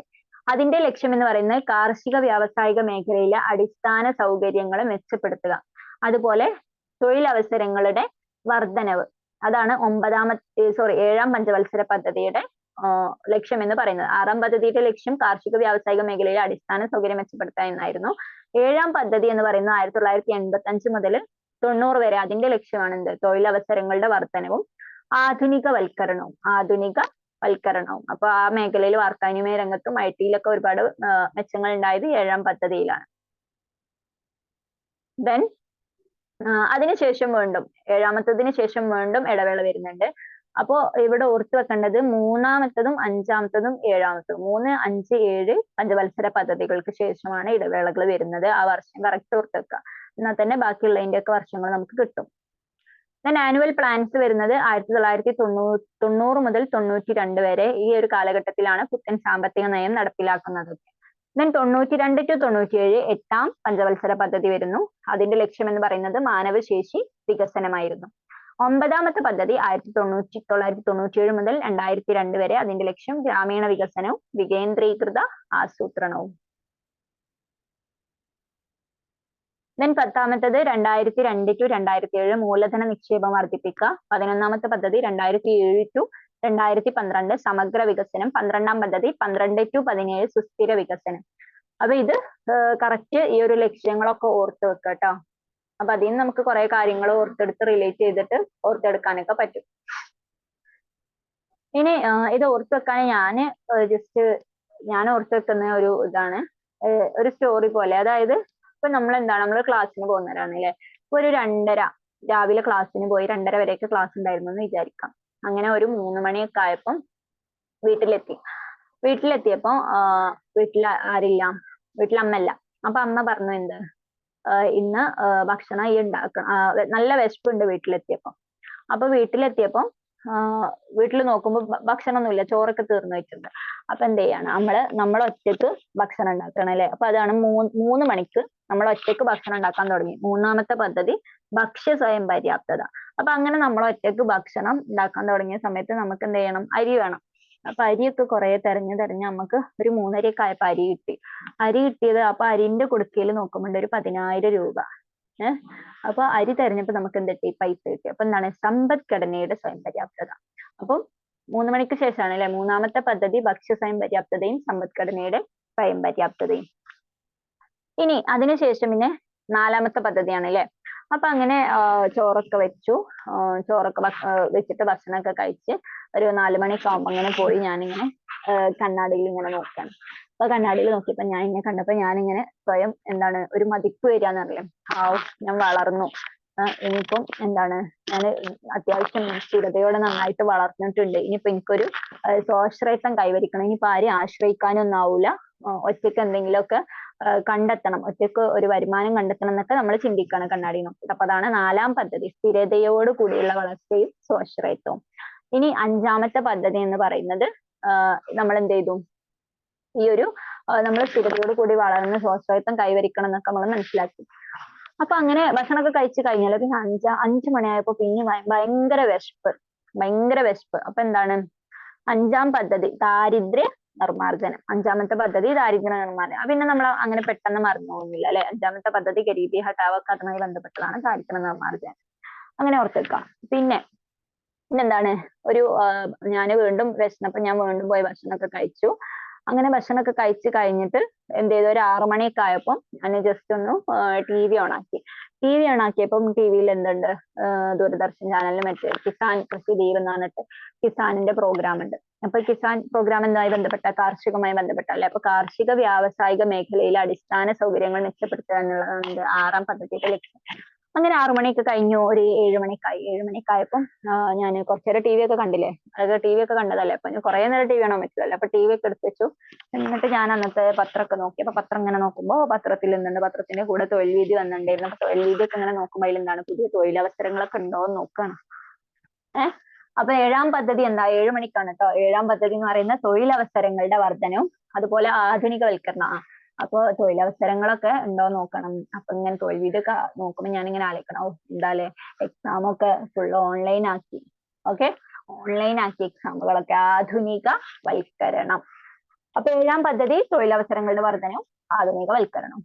ഇനി അങ്ങനെ അതൊക്കെ കഴിഞ്ഞു. അതൊക്കെ കഴിഞ്ഞിട്ട് ഒരു 8 മണിയൊക്കെ ആകുമ്പോ ഞാൻ വീണ്ടും കുറച്ചേരം കൂടി ടി വി നോക്കാന്ന് വിചാരിച്ചു അല്ലെ. ആദ്യം കിസാന് കണ്ടു, പിന്നെ തൊഴിൽ വീതിയൊക്കെ വായിച്ചു, പിന്നെ വീണ്ടും കുറച്ചേരം ടി വി വെച്ചു. അപ്പൊ ടി വിയിൽ എന്താണ്, അപ്പൊ മാനവശേഷി വികസനത്തെ കുറിച്ച് ഭയങ്കര ചർച്ച നടത്തുന്നത്. 8-ാം പദ്ധതി മാനവശേഷി വികസനത്തെ കുറിച്ചുള്ള ചർച്ചയാണ് നടക്കുന്നത്. അപ്പൊ 8-ാം പദ്ധതി ഏതാണ്? മാനവശേഷി വികസനമാണ് അതിന്റെ ലക്ഷ്യം എന്ന് ഓർത്ത് വെക്കാം. അങ്ങനെ ടി വി കണ്ടു കഴിഞ്ഞു. ഇപ്പൊ 9 മണിക്ക് പിന്നെയും ടി വി കാണാൻ പറ്റില്ലല്ലോ. അപ്പൊ ടി വി വീണ്ടും പൂട്ടി വെച്ചു. എന്നിട്ട് ഞാനൊന്ന് പുറത്തേക്കൊക്കെ ഒന്ന് ഇറങ്ങി. ഞാൻ ഇങ്ങനെ നോക്കുമ്പോൾ എന്താണ്, ഗ്രാമമൊക്കെ ഒരുപാട് വികസിച്ചിരിക്കുന്നു. ഓക്കെ, ഗ്രാമത്തിൽ ഒരുപാട് വികസനങ്ങളൊക്കെ ഉണ്ടായിരിക്കണം. അപ്പൊ 9-ാമത്തെ പദ്ധതി എന്താണ്? ഗ്രാമീണ വികസനവും വികേന്ദ്രീകൃത ആസൂത്രണവും. അങ്ങനെ ഓർത്തു കേട്ടോ. ഇനി 10-ാമത്തെ പദ്ധതി. അപ്പൊ അങ്ങനെ 9 മണിയൊക്കെ കഴിഞ്ഞ് 10 മണി എത്തിട്ടോ. അപ്പോഴാണ് എനിക്ക് ഓർമ്മയത്, എനിക്ക് എന്ത് ചെയ്തിരുന്നു, അരിയുടെ കുടുക്കയിൽ നിന്ന് എനിക്ക് ഒരു 10,000 രൂപ കിട്ടിയിരുന്നല്ലോ അല്ലെ. അപ്പൊ 10,000 രൂപ, 10-ാമത്തെ പദ്ധതി 10,000 രൂപ നമ്മുടെ പൈസയാണ് അല്ലെ. അപ്പൊ പൈസയുമായി ബന്ധപ്പെട്ടതാണ്. എന്ത് ചെയ്യണം, ആ 10,000 രൂപ നമുക്ക് എവിടെയെങ്കിലും മൂലധനമായിട്ട് നിക്ഷേപിക്കാം. അപ്പൊ മൂലധന നിക്ഷേപം വർദ്ധിപ്പിക്കുക എന്നുള്ളതാണ് എന്ത് 10-ാമത്തെ പദ്ധതിയുടെ ലക്ഷ്യം എന്ന് പറയുന്നത്. അപ്പൊ ഞാൻ അങ്ങനെ അതൊക്കെ ഓർത്തു വെച്ച് ആ 10,000 രൂപ മൂലധന നിക്ഷേപത്തിന് വേണ്ടിയിട്ട് എടുത്തു വെച്ചിട്ടോ. അതൊരു 11 മണിയൊക്കെ ആവുമ്പോ ഞാൻ എന്ത് ചെയ്യാണ്, 11 മണിയൊക്കെ ആവുമ്പോ ഞാനിങ്ങനെ കടന്നിട്ട് ഞാനിങ്ങനെ ആലോചിക്കാണ്, ഈ 10,000 രൂപ ഇപ്പൊ എന്ത് ചെയ്യും. അപ്പൊ ഇനി മൂലധന നിക്ഷേപമൊക്കെ ഞാൻ നിക്ഷേപമൊക്കെ ചെയ്തു. അതുകൊണ്ട് എനിക്ക് എന്ത് ചെയ്യണം, ഒരു സമഗ്ര വികസനം കിട്ടണം. ഒരു സമഗ്ര വികസനം കിട്ടണം എന്ന് ഞാനിങ്ങനെ ആലോചിക്കാണ്. എല്ലാ തലത്തിലും ഞാനൊന്ന് വികസിക്കാനുണ്ട്. ഈ ഒരു പൈസ എനിക്ക് അതിന് യൂസ് ചെയ്യാന്ന് ഉപയോഗിക്കാന്നൊക്കെ ആലോചിക്കണം. അപ്പൊ 11-ാമത്തെ പദ്ധതി സമഗ്ര വികസനം. സമഗ്ര വികസനം കഴിഞ്ഞാൽ പിന്നെ നേരെ എന്താണ്, സുസ്ഥിര വികസനം. 12-ാം പദ്ധതി സുസ്ഥിര വികസനം അവസാനിച്ചത്. അതായത് എനിക്ക് സമഗ്ര എല്ലാ തലത്തിലും വികസനം ഉണ്ടായി കഴിഞ്ഞതിന് ശേഷം ഞാൻ പിന്നെ എന്ത് ചെയ്യണം, 12 മണിയായപ്പോ ഞാൻ ആലോചിക്കാണ്, ഓക്കെ, ഞാൻ ആ ഒരു വികസനം എനിക്ക് അങ്ങനെ തന്നെ നിലനിർത്തി കൊണ്ടുപോകണം. കാലാകാലം എനിക്ക് സ്ഥിരമായിട്ട് വികസനം വേണം. അതാണ് സുസ്ഥിര വികസനം. അപ്പൊ ഇങ്ങനെയൊക്കെ എന്തെങ്കിലും നിങ്ങൾക്ക് അറിയുന്ന അല്ലെങ്കിൽ നിങ്ങൾക്ക് ഓർത്തെടുക്കാൻ പറ്റിയ എന്തെങ്കിലും കോഡുകളോ ഒക്കെ വെച്ചിട്ട് ഇങ്ങനെയൊക്കെ ഓരോ കാര്യങ്ങൾ ഓർത്ത് വെച്ചാൽ ഒന്നുകൂടെ എളുപ്പമായിരിക്കും എന്നാണ് ഞാൻ ഉദ്ദേശിച്ചത്.